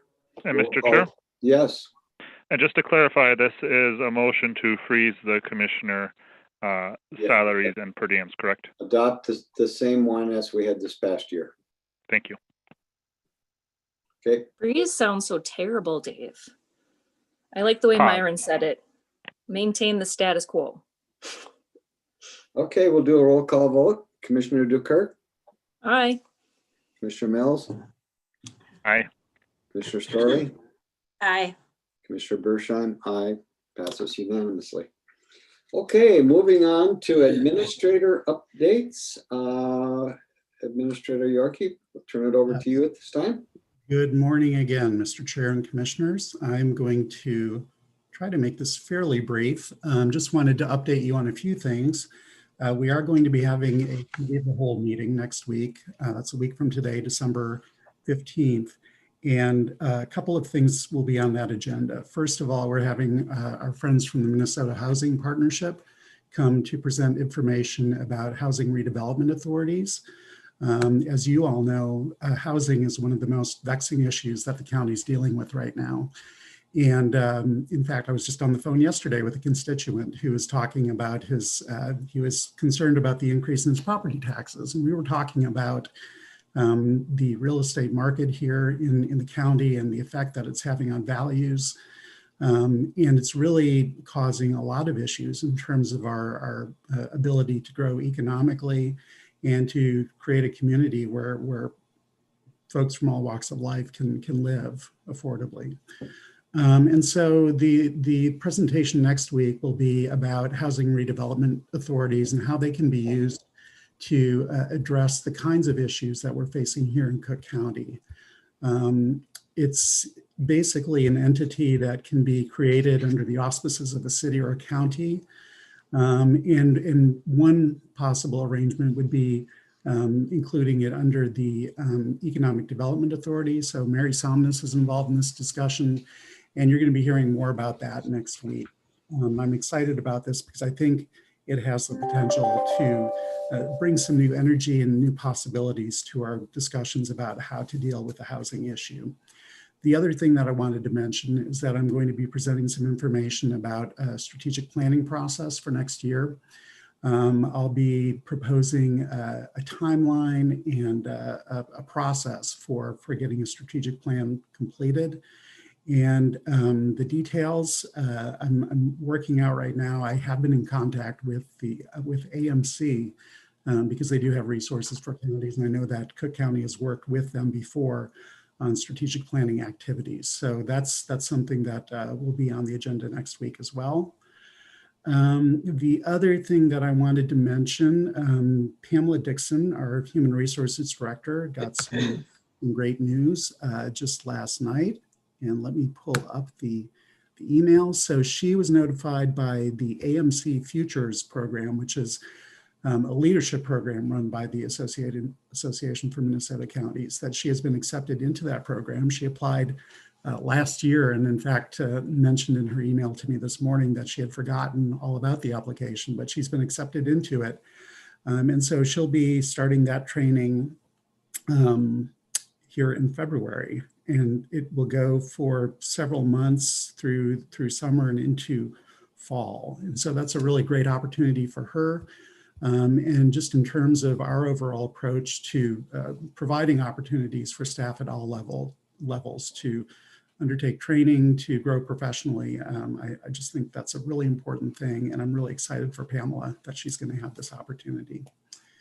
Last, I just wanted to mention that we had some discussion yesterday at the management advisory team regarding holiday travel and quarantines. As you probably know, the current executive order from the governor has basically required people who have been traveling to quarantine for 14 days upon returning to their homes. And Minnesota over the last couple of weeks has been one of the hotspots in the nation for spread of COVID. And so we were talking about what, if anything, we needed to do or communicate to staff who may be traveling during the holiday season. And so we did stop short of requiring people to quarantine, but we are going to be doing some communications around that so that those who do travel can do so safely and minimize their exposure, their family's exposure, and extended relatives that they may be visiting. So something that we're going to be communicating to staff about. Related to that, I think I mentioned last time we had been exploring ways of keeping Judy Sievertson at the front door of the courthouse as our screener, because we had been paying her with CARES dollars. And with the assistance of Mike Keyport, we were able to determine that we can use FEMA funding to keep Judy at her post. And that's something that staff had expressed some concern about. So I'm happy that that's going to work out. And that's really all the updates I had. And I'll take any questions that there may be about any of those items. Any questions on those items? And then I believe, are we going to go on then after that to the association draft priorities? Correct. Okay. So any questions or comments on updates? James, what was the notification that Pam Dixon got? She's been accepted into the AMC Futures program, which is a leadership program. So it's okay. It's a task force. It's not a training. I've been on it for years. Oh, did I? I'm sorry. Hang on a second. It's administrators, HR directors, public health directors, and commissioners, and you do apply for it. And there are approximately 50 members, and you meet quarterly. Okay. So the description I got, Chairman Dukirk, says it focuses its work in 3 areas: improving leadership skills, learning from outstanding Minnesota leaders, and assisting AMC in discussing plans for new statewide initiatives. So that was the language that led me to believe it was a training. So I'm sorry if I misrepresented that. That's okay. They meet quarterly, and yes, you do have to apply, and yes, they do accept you. It's a great program. It's like Las Vegas. What is said there stays there. So you have the freedom to go through lots of things. And as you all know me very well, being on that task force, they've heard all sorts of interesting things come out of my mouth. And they have presenters come in, and it's a wonderful program for Cook County. And prior to me being accepted, Commissioner Hicks was on there. So Pam reached out to me right away to tell me she was super excited. And so I am excited for Cook County that we have someone in leadership continuing on that group, because it is really important. The stuff that we cover is wonderful. So super excited. Good deal. Thanks for clarifying that. Okay. Very good. And then we'll go on to Arrowhead County's Association draft priorities. Yes. And this was an item that Commissioner Storley received that she asked to be put on the agenda. And Commissioner Storley, do you want to speak to this or? Mm-hmm. Thank you. Yes, so I go to the Arrowhead County meetings once a month. There are 11 counties. John Ungaro is our legislative representative. And so at the last meeting, these are the proposed legislative priorities that we voted on there to bring it up to these items here for each county board to look at and to pick 3.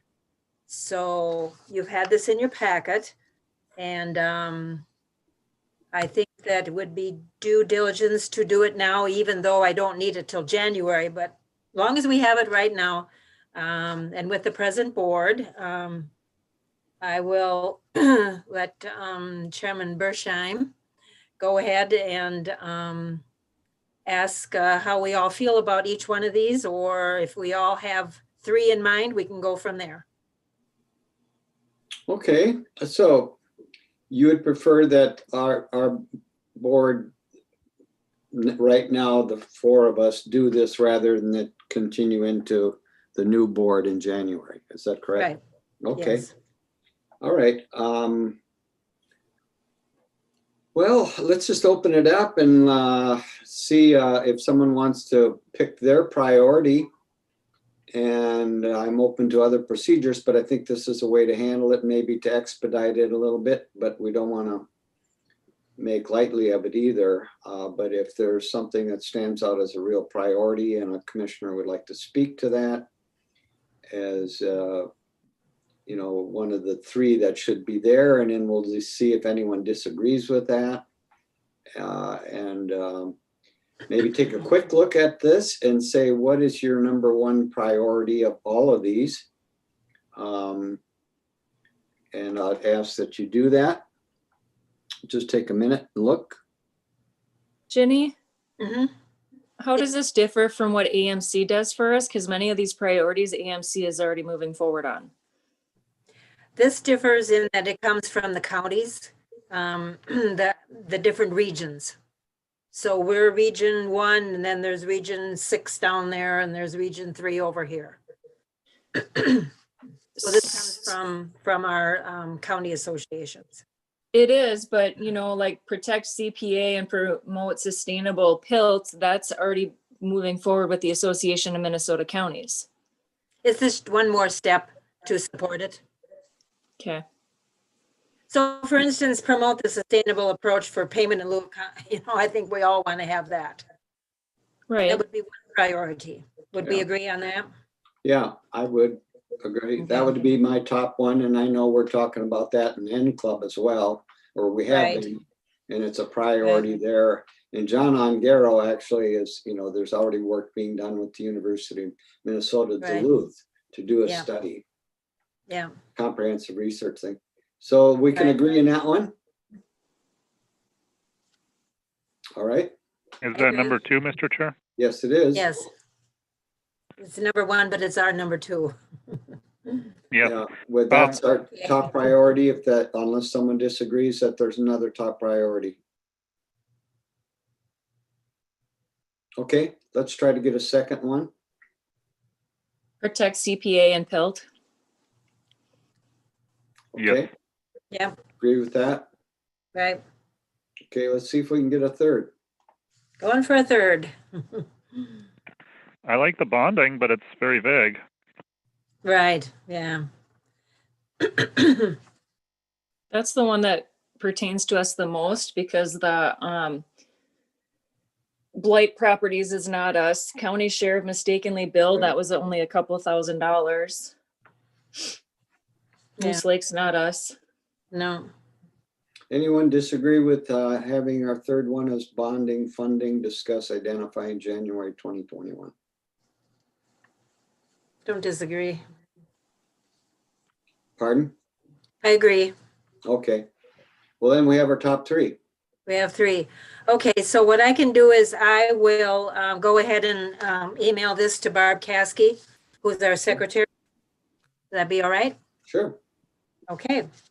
Very good. Thank you. We'll go on to commissioner, employee concerns, commissioner concerns. Do we have a commissioner reports? Is that any commissioner would like to make? No. Any meeting updates from the commissioners? We have some meetings to note tonight at 6 o'clock. We'll have our truth and taxation part 2. Just for the public, we will present the information that we had at last week's meeting, and then we'll give the opportunity for people to comment.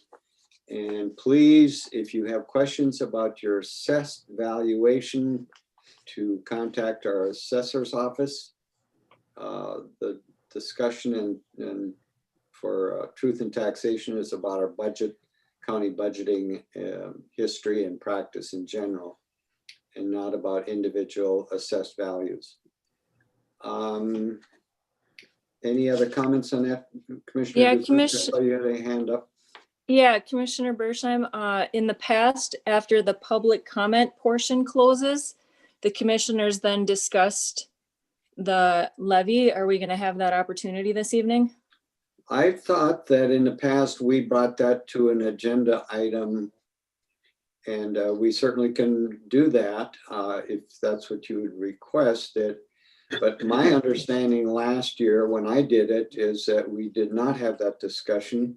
We listened to people, we were there to understand, and then we brought the discussion of the commissioners to the next board meeting. Yeah, what's been done in the past is that the public is expecting the board to talk about where they're at since we set the maximum levy in September. And we wait to get more information before we set the final. They come to that truth in taxation meeting to hear us discuss what our feelings on where it's currently set. And then we have further discussion and make a motion at a future meeting. But in the past, we have had commissioner discussion after the public closes their period. We haven't in the past couple of years because let's see, what's the most politically correct way to say this? It's been a little intense and we've all been very tired and beat down and just unable to put our feelings into words without breaking into immense sobbing. Okay, so all I'm going by is my experience in the last couple of years. I know. So that's why I told you that in the and past so couple you years would, it's been and different. that was the way I was going. It was my assumption that that's how we'd proceed tonight. But certainly, let's open it up for discussion now. If you think it's appropriate to have a general discussion about where we're leaning, I know that some people would, like to know a little bit more information before they start talking publicly. In fact, myself, one of those. I have expressed my concerns previously as a commissioner on the preliminary levy. So, but I did not intend on commenting, but I can certainly open it up at the end of the meeting for any commissioner comments. And then commissioners can opt in or opt out on that. Would that be a logical way to proceed? Myron, what you just said about your feelings and where you're at, that's exactly what the public wants to hear. So even though you're not sure yet, just to say to the public, I've heard your comments and I am still struggling with where I'm at the levy. People want to hear that. They want to know that you're thinking about it. No, and I have made my comments. I made my comments during the preliminary levy. So yes, that's what I was saying. Okay, Administrator Yorkie, you had your hand up. Yes, I just wanted to note that the negotiations with the union are ongoing. So you wouldn't have all the information that you might want to make a final decision. So just bearing that in mind. What I'll do is after all the comments from the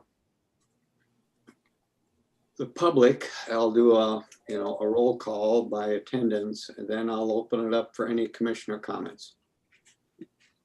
Okay, how's that? Commissioner. Thank you. Kirk? Thank you, Mr. Chair, for doing that and for being willing. And I know this is a little different for all of us seated except for me. I'm not asking you to make a decision. I'm not asking you to tell the public what your decision will be, but the public wants to hear from us after they have told us their feelings. And so even if we just say, this is a lot to take in, and this is not decided yet, or I don't know where I'm at yet, they want to hear that from us. They want to know that we heard them and that this is important. And I know for us, it's important, and we just assume they know that, but to say it once again is important. Okay, well, I will open it up for commissioner comments at the end of the meeting. Thank you for the, the suggestion. And we'll do that. Any other, let's see. We have all that information for the joint powers meeting is going to be on December 15th, 5:30. And then we have some correspondence, EDA board packet. We have the lodging tax comparison. We talked about that a little bit yesterday in another meeting, in that there was a little change there in the Grand Marais reporting. Maybe you want to take a look at that. And then the local sales tax options as well. So with that, we'll go to recognition of staff anniversaries, hires. And Commissioner Dukirk, I'd call on you. And Thank you, Mr. Chair. For all the work that you've done on that. As long as I've been a commissioner, this has been a great thing you've been doing to recognize the staff. All right, so we have an interesting mix here. So we have Allison McIntyre, 8 years. As you all know, she started in our public health and moved to directorship. So thank you, Allison. And then we have Ben Hallberg, 16 years. And that's another one that moved into our jail administrator and is now back doing deputy work. So he's a huge asset to our community. And although we miss him as the administrator, we really appreciate his public service commitment and being a deputy for us again. We have Diana Lindquist in Land Services for 7 years. We have Julie Kinney in Public Health and Human Services for 7 years. We have Lindsay Milkey in our Sheriff's Department for 16 years. We have Lisa, another one who has stepped into many positions in our Highway Department. She has done Public Information Officer when necessary for us and stepped into other roles and gone through, I don't know how many engineers in the last 12 years. So thank you for hanging in there with us, Lisa, and continuing to be a bright spot in the Highway Department. And like I said, in my note to you, you are truly the glue that keeps things together over there. So thank you very much.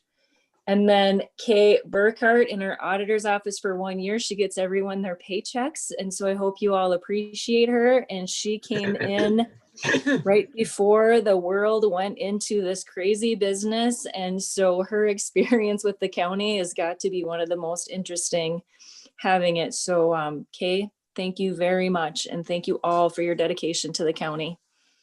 Thank you. Anything else for the order of the business that I might have missed?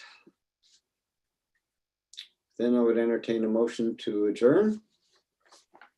So moved. Okay, Commissioner Dukirk moves. Thank you. Support? Starley support. Commissioner Starley, thank you for support. Roll call vote. Commissioner Dukirk? Aye. Commissioner Mills? Aye. Commissioner Starley? Aye. Mr. Bersheim, aye. This concludes our meeting. Ends our meeting, and look forward to connecting with some people tonight at our